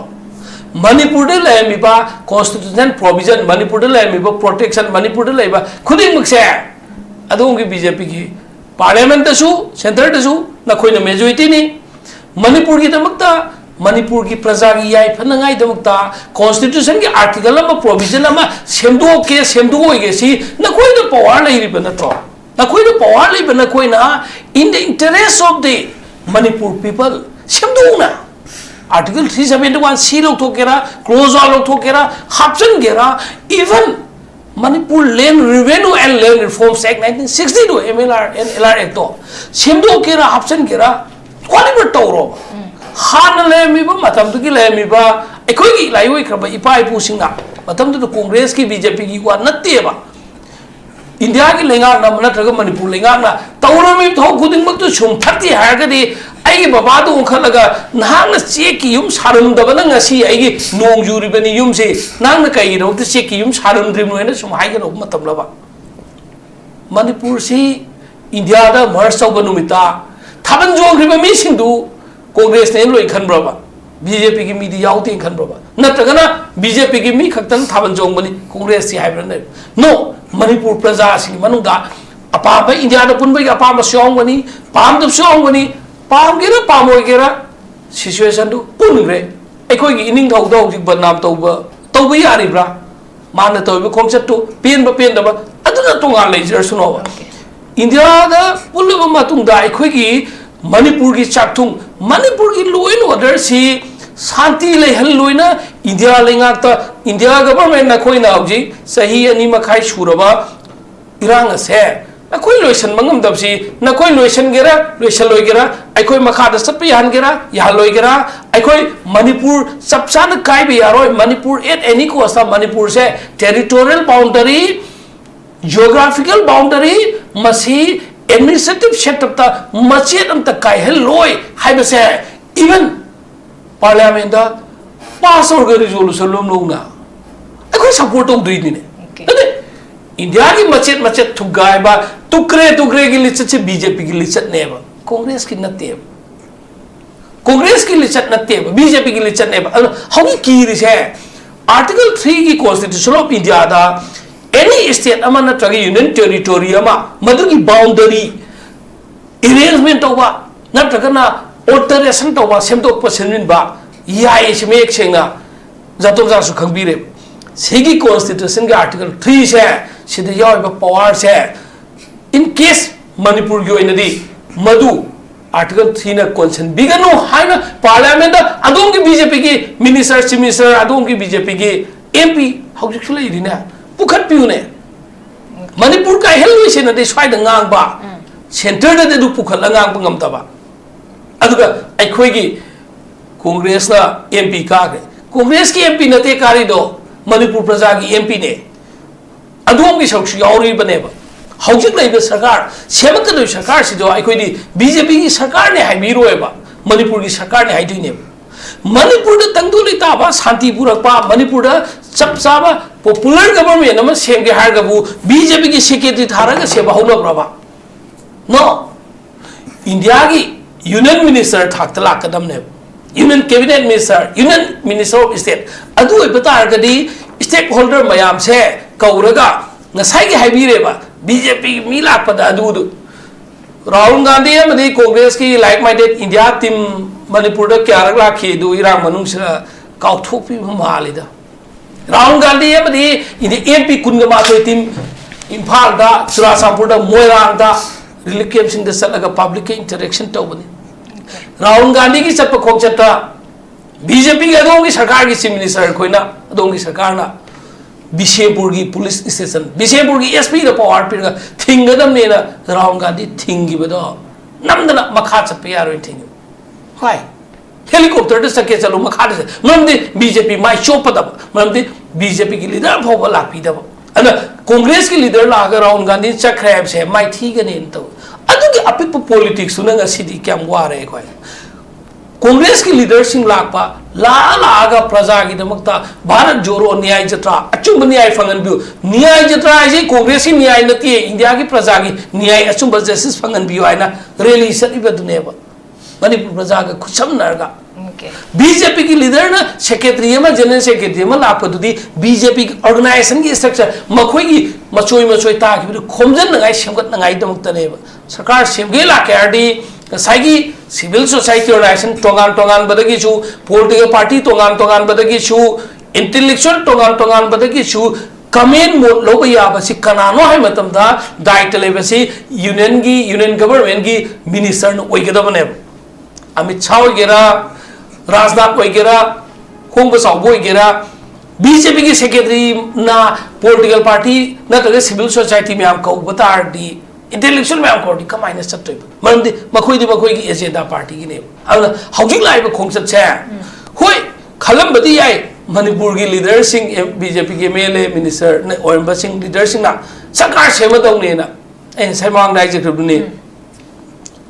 यार कदी नोई लीडर में खलगदी सरकार सेंबीरगे ने खलगा प्रपोजल तो पूरगा आदा दिल्ली दा मका होम मिनिस्टर दा बिरु दोइने मखोय मखोय या नौरे XYZ तुना लीडर ओबे यारे मोइसि सेंबीर से गायन खलम बियाय अदु दिलना हौगिति पुन्ना पंपका नंगा साइगी मचेत मखोय कुंठा ने फूले बसिदा कुंठा खक्तंग मेजॉरिटी और पुनम ngam मचेत ताबदगी अमु सेमंग मरोइदो फिबम लाकपदैदि अमका हे अखोय ऑर्गेनाइजेशन की मथौ तो लापने है सोना मका हयेंग सिते 20 दंग साइगी RSS की लीडर लाकदो इन तो रे अदु इबतागदि मणिपुर नुक्सिरिमनेना हायरगा मणिपुर काइद नंगाई गी लौगदब रिजोल्यूशन दु अदोंगी बीजेपी गवर्नमेंट लौदे अखोय हायरे कांग्रेस ना हायरे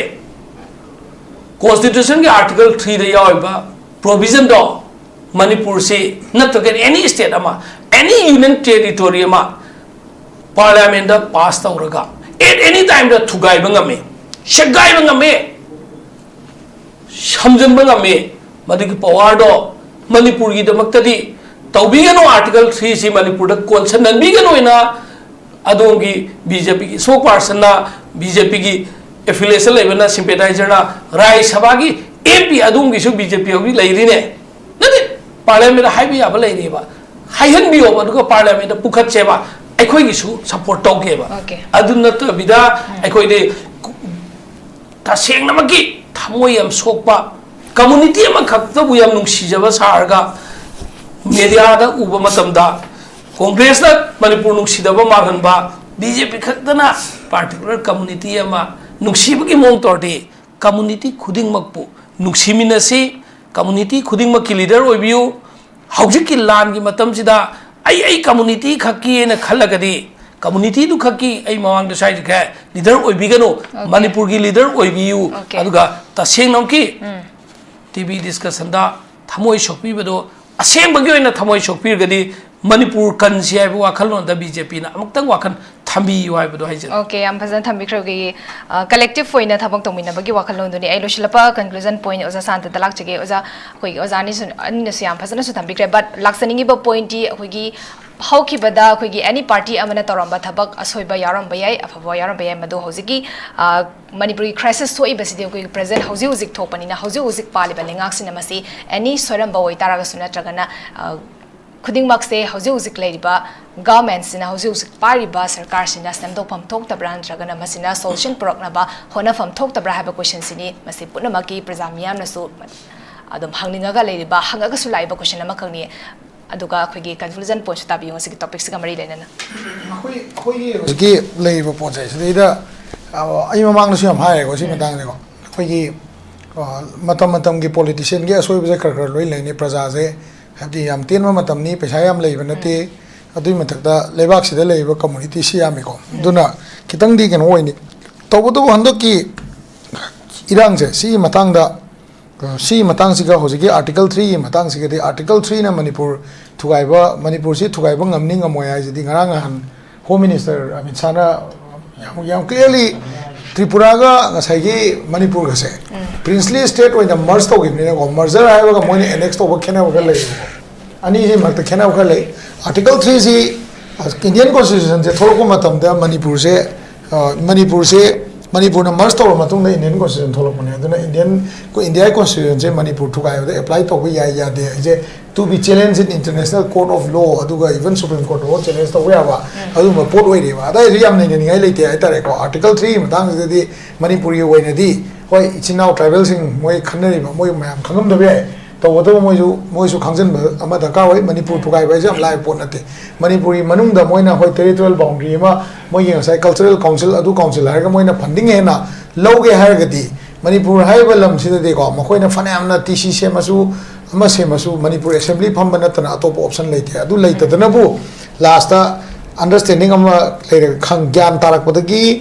तंगुल नागालोंगना MLA 35 ट्राइबल ओइगदमनेना पुश तौरइनेबको ꯑꯗꯣ 35 MLA push ꯇꯧꯔꯛꯄꯁꯤꯁꯨ ꯁꯤꯁꯨ ꯑꯃꯨꯛꯀ non constitutional ꯑꯣꯏꯕ ꯄꯣꯠꯅꯦꯕ ꯁꯤꯗꯤ ꯀꯩ ꯍꯥꯏꯅꯤ ꯑꯩꯈꯣꯏꯅ ꯅꯩꯅꯗ꯭ꯔꯁꯨ ꯌꯥꯕ ꯄꯣꯠꯅꯦ ꯍꯥꯏꯇꯥꯔꯦꯀꯣ ꯑꯃꯔꯣꯝꯗ ꯌꯦꯡꯉꯗꯤꯀꯣ ꯃꯔꯝꯗꯤ ꯀꯩꯅꯣ ꯏꯟꯗꯤꯌꯟ ꯀꯣꯟꯁꯇꯤꯇ꯭ꯌꯨꯁꯟꯁꯦ ꯅꯝꯕꯔ ꯑꯣꯐ ꯄꯣꯄꯨꯂꯦꯁꯟꯅ ꯂꯦꯞꯄꯅꯤ ꯃꯁꯤꯗ ꯉꯁꯥꯏꯒꯤ ꯂꯦꯟ ꯑꯦꯔꯤꯌꯥꯅ ꯂꯦꯞꯄ ꯅꯠꯇꯦꯕꯀꯣ ꯑꯗꯨꯅ ꯃꯁꯤꯗ ꯂꯗꯥꯛꯀꯤ ꯀꯦꯁꯁꯤ ꯁ꯭ꯇꯗꯤ ꯇꯧꯕ ꯑꯃ ꯆꯪꯉꯦꯀꯣ ꯂꯗꯥꯛꯀꯤ ꯀꯦꯁꯁꯤꯗ ꯁꯣꯅꯝ ꯋꯥꯡꯆꯨꯛ ꯐꯥꯈꯤꯕꯁꯦ ꯂꯗꯥꯛꯅ ꯌꯨꯅꯤꯌꯟ ꯇꯦꯔꯤꯇꯣꯔꯤ ꯗꯤꯃꯥꯟ ꯇꯧꯔꯤꯁꯦ ꯚꯥꯁ ꯑꯦꯔꯤꯌꯥ ꯑꯣꯐ ꯂꯦꯟꯗꯨꯗ ꯄꯣꯄꯨꯂꯦꯁꯟ ꯂꯩꯇꯕ ꯖꯒꯥꯗ ꯔꯤꯁꯣꯔꯁ ꯃꯣꯕꯤꯂꯥꯏꯖꯦꯁꯟ ꯌꯦꯡꯉꯒ ꯃꯁꯤꯒꯤ ꯁ꯭ꯇꯦꯠꯁꯤꯗ ꯂꯤꯡꯒ꯭ꯋꯤꯁꯇꯤꯛ ꯑꯦꯟ ꯀꯜꯆꯔꯦꯜ ꯃꯦꯞ ꯁꯦꯝꯕ ꯌꯥꯔꯣꯏ ꯍꯥꯏꯕ ꯄꯣꯠꯁꯤꯅꯦꯕ ꯂꯥꯛꯏꯁꯦꯀꯣ ꯑꯗꯨꯒ ꯑꯇꯣꯞꯄ ꯓꯥꯔꯈꯟ ꯑꯗꯒꯤ ꯆꯠꯇꯤꯁꯒꯔ ꯀꯩꯀꯥꯒꯤ ꯗꯤꯚꯥꯏꯠ ꯇꯧꯈꯤꯕꯅ ꯑꯗꯨꯅ ꯑꯦꯡꯒꯜ ꯑꯃꯅꯤ ꯑꯗꯨꯗꯨꯅ ꯄꯣꯂꯤꯇꯤꯀꯦꯜ ꯅꯝꯕꯔ ꯂꯩꯕ ꯄꯣꯄꯨꯂꯦꯁꯟ ꯂꯩꯕ ꯑꯗꯨꯒꯤ ꯃꯊꯛꯇꯁꯨ ꯉꯁꯥꯏꯒꯤ ꯀꯩꯅꯣ ꯂꯩꯕꯒꯤꯅꯤ ꯑꯗꯨꯅ ꯇꯣꯉꯥꯟꯕ ꯑꯃ ꯂꯩꯈ꯭ꯔꯦꯀꯣ ꯍꯟꯗꯛꯀꯤ ꯉꯁꯥꯏꯒꯤ ꯔꯤꯖꯣꯂꯨꯁꯟ ꯂꯥꯛꯄ ꯂꯥꯛꯇꯕ ꯍꯥꯏꯕꯁꯦ ꯑꯩꯈꯣꯏꯒꯤꯁꯤꯗ ꯀꯣꯔꯠ ꯑꯣꯐ ꯖꯁꯇꯤꯁꯇꯀꯣ ꯉꯁꯥꯏꯒꯤ ꯖꯁꯇꯤꯁꯀꯤ ꯑꯦꯡꯒꯜꯗ ꯌꯦꯡꯉꯀꯥꯟꯗ ꯃꯅꯤꯄꯨꯔ ꯃꯤꯌꯥꯝꯗ ꯂꯩꯉꯥꯛꯅ ꯖꯁꯇꯤꯁ ꯇꯧꯕ ꯑꯃ ꯇꯉꯥꯏꯐꯗꯕ ꯑꯃ ꯂꯩꯔꯤꯑꯕꯀꯣ ꯂꯩꯉꯥꯛꯅ ꯖꯁꯇꯤꯁ ꯇꯧꯕꯁꯦ ꯀꯩꯗ ꯇꯧꯗꯣꯏꯅꯣ ꯍꯥꯏꯔꯀꯥꯟꯗ ꯍꯟꯗꯛꯀꯤ ꯊꯣꯛꯏꯕ ꯔꯣꯏꯠꯁꯦ ꯏꯗꯔ ꯃꯁꯤ ꯉꯁꯥꯏꯒꯤ ꯌꯥꯝꯅ ꯐꯦꯅꯥꯇꯤꯛ ꯑꯣꯏꯕ ꯑꯦꯡꯒꯜꯗꯒꯤ ꯌꯦꯡꯉꯒ ꯃꯩꯇꯩ ꯅꯠꯇ꯭ꯔꯒ ꯀꯨꯀꯤꯅ ꯇꯧꯔꯒ ꯊꯣꯛꯈꯤꯕ꯭ꯔꯥ ꯅꯠꯇ꯭ꯔꯒ ꯁꯔꯀꯥꯔꯒꯤ ꯐꯦꯂꯔꯗꯒꯤ ꯊꯣꯛꯈꯤꯕ꯭ꯔꯥ ꯍꯥꯏꯕ ꯄꯣꯠꯁꯦ ꯑꯩꯈꯣꯏ ꯍꯧꯖꯤꯛꯁꯨ ꯌꯦꯡꯅꯤꯡꯉꯥꯏ ꯑꯣꯏꯔꯤꯑꯕ ꯑꯩꯈꯣꯏꯒꯤ ꯍꯧꯖꯤꯛꯀꯤ ꯀꯩꯅꯣ ꯍꯥꯏꯀꯥꯟꯗ ꯔꯣꯏꯠꯀꯤ ꯄ꯭ꯔꯤꯚꯦꯟꯇꯤቭ ꯃꯦꯖꯔ ꯑꯃ ꯂꯩꯀꯣ ꯔꯣꯏꯠꯁꯤ ꯀꯃꯥꯏꯅ ꯄ꯭ꯔꯤꯚꯦꯟ ꯇꯧꯒꯦ ꯍꯥꯏ ꯀꯥꯟꯗ ꯃꯁꯤ ꯉꯁꯥꯏ ꯀꯀꯥ ꯇꯣꯝꯆꯥꯅꯁꯨ ꯍꯥꯏꯕꯤꯈ꯭ꯔꯦ ꯀꯩꯅꯣꯗ ꯚꯥꯏꯁ ꯄ꯭ꯔꯦꯁꯤꯗꯦꯟ ꯑꯃ ꯏꯟꯗꯤꯌꯥꯗ ꯃꯅꯤꯄꯨꯔ ꯂꯥꯛꯑ ꯂꯩꯔꯤꯕꯅꯤ ꯑꯗꯨ ꯂꯩꯔꯤꯉꯩꯗꯨꯗ ꯏꯟꯇꯦꯂꯤꯖꯦꯟꯁꯅ ꯀꯃꯥꯏꯅ ꯐꯦꯜ ꯑꯣꯏꯗꯅ ꯑꯗꯨꯒꯨꯝꯕ ꯌꯥꯝꯅ ꯍꯦꯚꯤ ꯁꯦꯀ꯭ꯌꯨꯔꯤꯇꯤ ꯂꯩꯅ ꯑꯗꯨꯒꯨꯝꯕ ꯏꯟꯗꯤꯌꯥꯒꯤ ꯃꯔꯨꯑꯣꯏꯕ ꯃꯤ ꯑꯃ ꯂꯩꯅ ꯀꯃꯥꯏꯅ ꯇꯧꯗꯅ ꯀꯩ ꯍꯥꯏꯅꯤꯀꯣ ꯔꯦꯂꯤ ꯑꯃ ꯀꯃꯥꯏꯅ ꯑꯣꯔꯒꯅꯥꯏꯖ ꯇꯧꯈ꯭ꯔꯤꯅꯣ ꯑꯗꯨꯗ ꯈꯨꯠꯂꯥꯏ ꯀꯃꯥꯏꯅ ꯄꯥꯏꯔ ꯆꯠꯈ꯭ꯔꯤꯅꯣ ꯍꯥꯏꯕꯗꯨ ꯌꯥꯝ ꯍꯧꯖꯤꯛꯁꯨ ꯀꯣꯏꯁꯅꯦꯕꯜ ꯑꯣꯏꯔꯤꯑꯕ ꯑꯗꯨꯒꯤ ꯏꯟꯇꯦꯂꯤꯖꯦꯟꯁ ꯃꯇꯝꯗꯨꯗ ꯂꯩꯔꯝꯕ ꯏꯟꯇꯦꯂꯤꯖꯦꯟꯁꯀꯤ ꯆꯤꯐꯁꯤꯡ ꯍꯥꯏꯇꯥꯔꯦꯀꯣ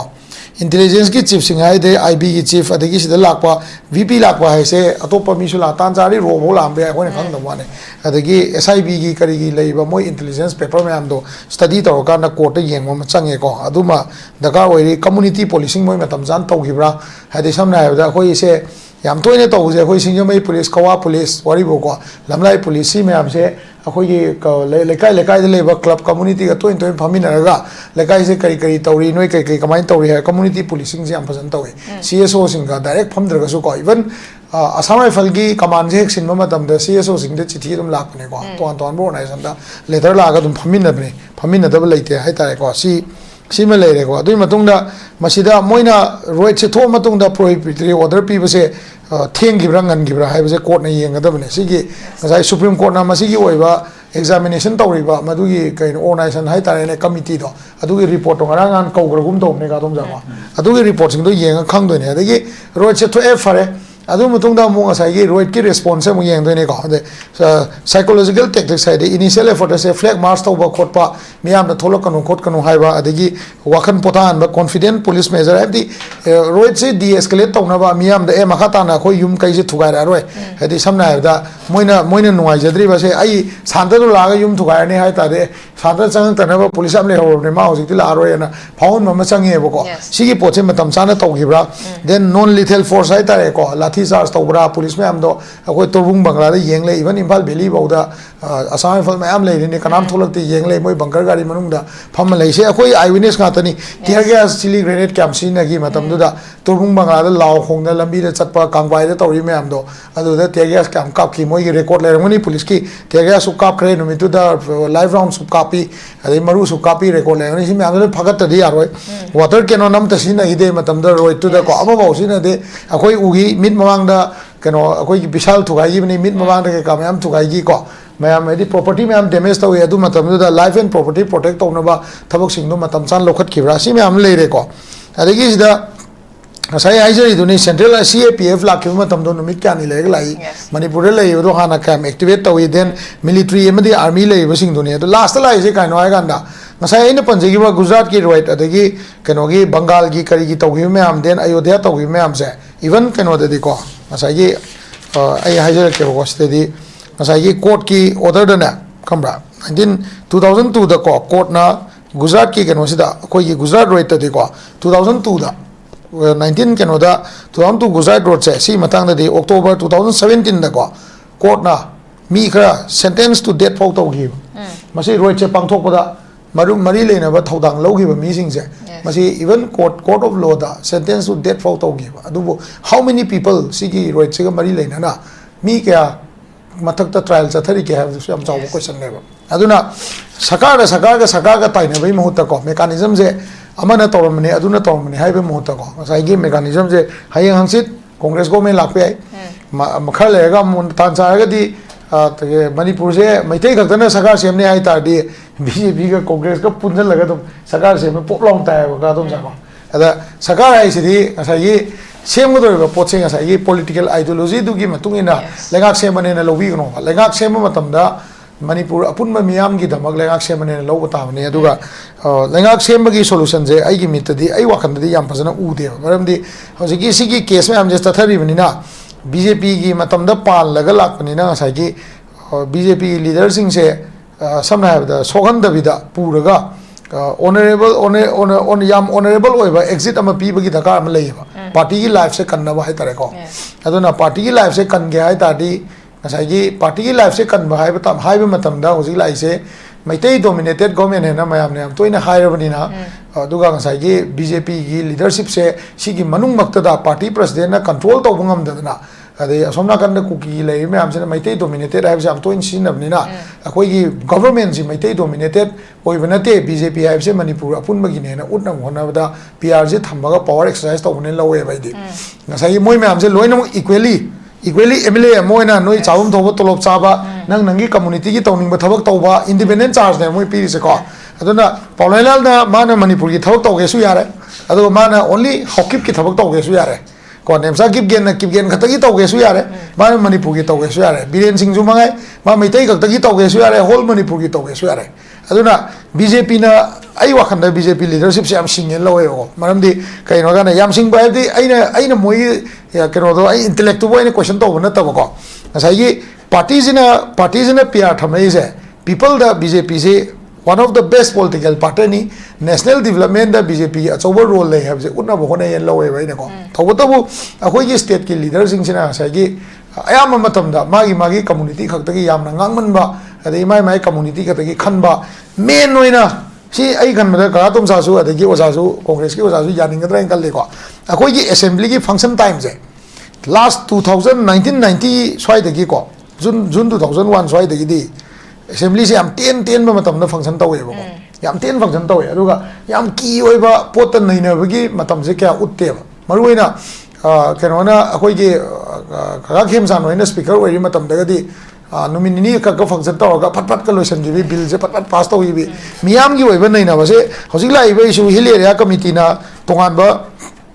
कनो सेक्रेटरी लेगदमनी डीजीपी तोान थमो है सिगी ओपन नईनब अमत लेते सिगी पेनेल अखोई मैम अखोई मरी मंगाना पेनेल सूम नईनर लेबनेब अदगी सिगी मतांग यामना खंगदब ओजासिंग अखोइना मु सीएसओ ओइरेको ओजासिंग हाइता यूनिवर्सिटी की ओजा नतबा कॉलेज की ओजासिंग से मणिपुर गवर्नमेंट की ऑर्डर अमगी मखादा वा ngangbगी अतिंग ममुंग थमजंगरे याम खंगदब सात्र गैदा याम नईनगदब सि लौथोकपीबम चंगेबको वा nganganba ngangbसे आइना nganगदौ नतेबसे सिगी मतांगना खंगबा पॉलिटिकली खंगबो ओजा इकोनॉमिकली खंगबो ओजा मयाम लेरिबा सि मयाम से पुथोगा मणिपुर कॉन्टेक्स्ट nganगनगदबनि ट्राइबल की ओजासिंग कॉलेज ओजासिंग nganगनगदबनि अखोइ होसि nganगिसदि सीएसओ गा खरा सोशल एक्टिविस्ट खरा खता गाइरेबा सिगी प्रॉब्लम हम लेरे देन असेंबली जी फंक्शन तौदब मतमदा ngसाइगी अखोइ होजिक लाइबा एसटी डिमांड जे असेंबली द नैनसे हाय मतमदा अखोइ मैम ना सीएसओ मैम जिना ओइना मयुम द चलगा एमएलए मैम चल सोइ कोम लेरेबा सिगे असेंबली मनुंगदा ओपन ओइन नैनरगा असेंबली की रिजोल्यूशन लौबगी रूम जिमा अखोइ सोय लेत्रेबा ऑब्जेक्शन लेरगसु मधु ऑब्जेक्शन दो ओपन ओइन नैनगदबनेबा अदगी कनो मसीदा सपोर्ट लेरसु सपोर्ट तो बदन नैनगदबनेको देन डिस्ट्रिक्ट फॉर्मेशन की रिलोकेट तौबगी मतंग से रिवोक तौबगी मतंग से सिसु अखोई असेंबली द सोने नैनदब पोट अमा ओइरे सिसिजो मु ट्राइपार्टाइट टॉक तौरगा मिनिस्ट्री ऑफ होम ग तौरकांदा पार्टी अनि हुम खतंग डिमांड तौरिबा कांगबुदुने मणिपुर की होम सेक्रेटरी ने अखोई स्टेट गवर्नमेंट की रोल से इरे लेहंद्रे अदुना प्रजा न हुजिक लाइबा पोछि कइनो हायगांदा अखोई की चेंग हवाई को खरा मई मुतप मतम लंबी यारत मतम द गवर्नमेंट द ताइनबा नतना मणिपुर फ्यूचर की दमक प्रजा से न गवर्नमेंट द ताइनदे हायबसे सि अखोइना खंगबम चंगेबको अदुना आइना थमजनिगिनि कइनो गांदा तसेंग लेंगाक से सेमलसे खलगदिना एमएलए मैम जी खतंग सुमाइना बीएल संतोष उनबने यारोयबा को बीजेपी मंडल मैम जे थोलागने बीएल संतोष लाइगैदा लेंगाक सेमबगी फैसला हम तो अदुना तदे अखोइ बीजेपी दे रिजाइन तौनी ए नोइ रिजाइन तौदजु मंडल दे कोइ तौरने हायबम चंगे अदुगा असेंबली फंक्शन तो अंदता दी कांग्रेस बीजेपी सु लेबियारोय हायबगी पोट अमा नेशनल पार्टी नोई लेबे यारो हाइबे पोट अमा चगे अदुगा एनी लीडर तोलकपा से अखोइना प्रेशर तौगदब से असेंबली से मपुंग बाना फंक्शन तौनबा ट्राइबल भी अपा मदो ngang जनोबा कैसु काइदे कॉन्स्टिट्यूशन ना अखोइ म्याम सि नैना हारिदना यानी यारोय तौबा याय नत्रगा यारोय हारिदना मसे मोइ गिसु best of the best lawyer production होबा फाइल प्रोडक्शन असेंबली द पुश तौक्सन होबा अखोइ सु best of the best lawyer पुथोकसेबको पुथोगा असेंबली द पब्लिकली नैनारकांदा पब्लिक से नियम चुमना कम्युनल वखलोन याउदबेदा इथनिक डिवाइड से याउदबेदा को स्टेट अमगी ओइबा लीगल एटमॉस्फेयर अमा पोराकांदा कॉन्स्टिट्यूशनल एटमॉस्फेयर अमा पोरागा नैनाबा तारगदी एनआईए केस में हमसे याम लेरोय खनाबा याम लेरोय डिमांड याम लेरोय इशू याम लेरोय बा पॉलिटिशियन कतना आई थंदना लीडर ने खनबा सीएसओ की लीडर आई कतना मियाम की वारेप लौबा यागदम ने ना खनबा सुमाइना खल्लगा सुम चत लेतादी कातोम जाना अखोइ म्याम ना कातोम जाजे बीजेपी ने खनबा अखोइ सोम फमी ओजा मा कांग्रेस ने खल्लगा सुमाइ नै ले दि पोचे यारोय बको अदुना आई वखंददी खितंग वाम एनवायरनमेंट अमा पॉलिटिशियन जिंगिना पोरकना बकोना बिरो डिसेंबर मिड फॉर्म मनुंगदा प्रजा की ओइबा मसा की वर्कर जिंगी फिरेप अमा थोलकपम चंगे अखोइ सुमाइना सुम लेगिसे हाइब्रा अखोइ लीडर जिंगी तौइसि याजे हाइब्रा नत्रगा अखोइ पार्टी दगी अखोइना यावरिबा काइबा पार्टी मेंबरशिप कार्ड से मसी अखोइ डिस्ट्रॉय तौथोगा अखोइ अनदर चैलेंज अमा तौसे हाइब्रा हाइबसे मियामना लेपसगदमने ने सुमाइ तमजै ओके हम संथम मिख्रे कोइगी लीडर खक्तसु इंथोकपा यादबगी सिचुएशन अमा खक लाकपा हाइबा तारे कोइगी प्रजा सिंगसु कलेक्टिव ओइना थबक तौबा कोइगी मपुंग फाना गवर्नमेंट सिस्टम मनिंगबा नत्रगना मणिपुर की वेलफेयर की दमकता थबक तौहनिंगबा तारगदी कोइगी प्रजा सिंगसु कलेक्टिव ओइना एफर्ट अमा खक थादबा अमा खकसु संगे हाबा वाफुमदनि थंबिरिसे याम नुवाइजे ओजा तोमचा ओजा शांता अमदि ओजा रवि सागे चंबा कैमरा काइथोकपिरगा ngasi dalu ki tharam se mapung fan okay ओजा टाइमिंग से कितना मोरक तावना मोरमर कांदा मथंग की डिस्कशन दा मु हाइड हो थंबिरो यम नुंगाइ से थागप फोन तो चरी बतास नॉरिस विंदर संदोक सब नॉरिस सेलिब्रेशन जरे मिंग ताबिरि बसिंग बम काना खुरुम जरे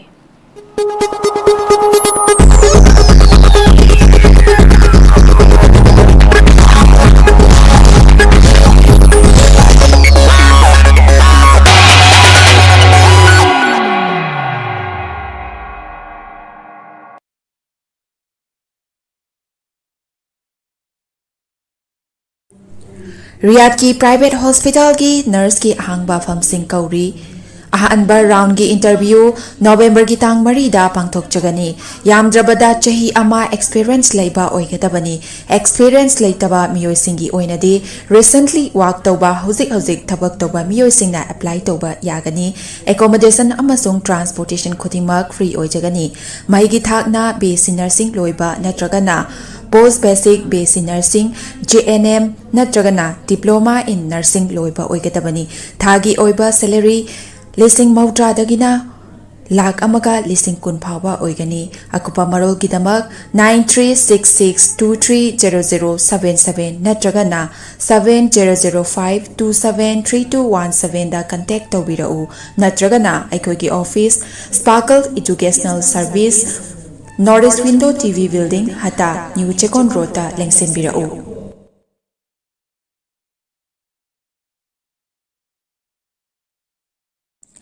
क्लास 12 अमसुंग ग्रेजुएट होइरबा महिरोसिंग गिदमक्ता जर्मनीदा हॉस्पिटल प्रोग्राम तंबा याबगी खुदुम चाबा पिसरी हाइरिबा प्रोग्राम सिंग अजुदी अहानबदा अकाउंटेंसी हाइरिबा स्ट्रीम असिदा तमनबगी दमक्ता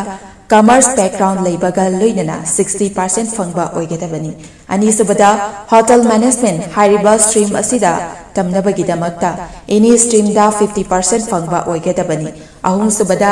इलेक्ट्रॉनिक इंजीनियरिंग हाइरिबा स्ट्रीम असिदा तमनबगी दमक्ता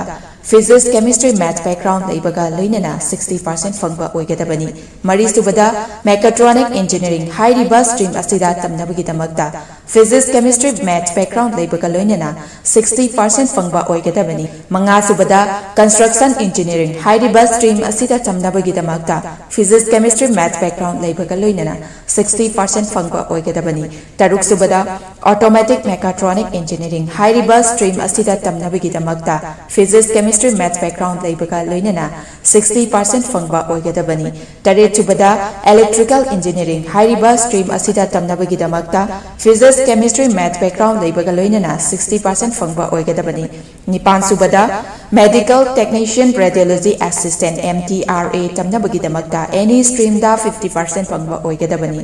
मापन सुबदा मेडिकल असिस्टेंट अमसुंग तरा सुबदा नर्सिंग हारिबसिंग असि तमनबगिदमक्ता 12 नत्रगा ग्रेजुएट लोइरबसिंगना अप्लाई तौबा यागनी लोइनना हाइरिबा प्रोग्राम सिंग असि तंबा माहिरोय सिंगना थागी ओइबा स्टाइपेंड लिस्टिंग 105 दगिना 1 लाख फौबा चही अहुम फंगनी लोइनना 100% जॉब गारंटी इन जर्मनी दा ओइगनी लोइनना 100% education loan to support tawjagani akupa marol gidamak 7005063196 ta contact tawbiru nurse singidamak achoba opportunity ama buduna lakchari madudi hauzik malaysia na indian nurse singi oiba khudong chaba pinabagidamak midiang changlakli vc nursing loiraba chahi ahumdagi tadana experience leiraba miyoi singna khudong chaba asi lobiho khudong chaba adudi thagi oiva salary 1 lakh overtime incentive free accommodation ticketing amasung long term visa asina chingba khudong chaba sing asi fangbigani akupa maro gidamak makada pisariba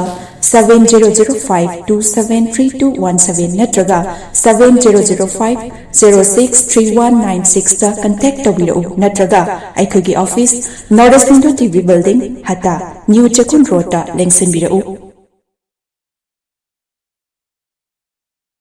हक्सांग फन थंगे हाइरबदी इरमदा मसिमक्तदा लैबा ख्वाइदगी फरबा hospital सिंगी मनुंगदा अमा ओइबा बबिना हॉस्पिटल लैजरी मफमसिदा थाजबा यारबा मदी सेलियाम चंगना स्पेशलिटी कुनहेनबदा ना लायंगबगी खुदोंग चाबा पिजरी पेडियाट्रिक्स कार्डियोलॉजी कॉस्मेटिक सर्जरी अमदी स्पेशलिटी मकल मखा कयादा अखोगी स्पेशलिस्ट सिंगना मरिक चुमना थवाई हक्चांग यावना लायंगजरी अदुना स्टेट वांगदा अमुक करिगी चटलुगनी अखोगी मणिपुरदसु होगिति अवांग मथाकी हेल्थ केयर फंगलबदा मतम मांगन बिरगनु सेल हेन तिंगन बिरगनु अखोगी स्पेशलिस्ट सिंगगी मालेंगी अफब थाकी लायन पतापियुम फम ओइबा सर्विस लोबियु बबिना hospital where hope meets compassion अकुपमरोल बिदमक बबिना हॉस्पिटल सजीवा जेल रोड खाबई सोई इंफाल ईस्ट लेंसिन बिरगु नत्रगा अखोगी फोन नंबर 6909390666 ता कॉल तौबिरगु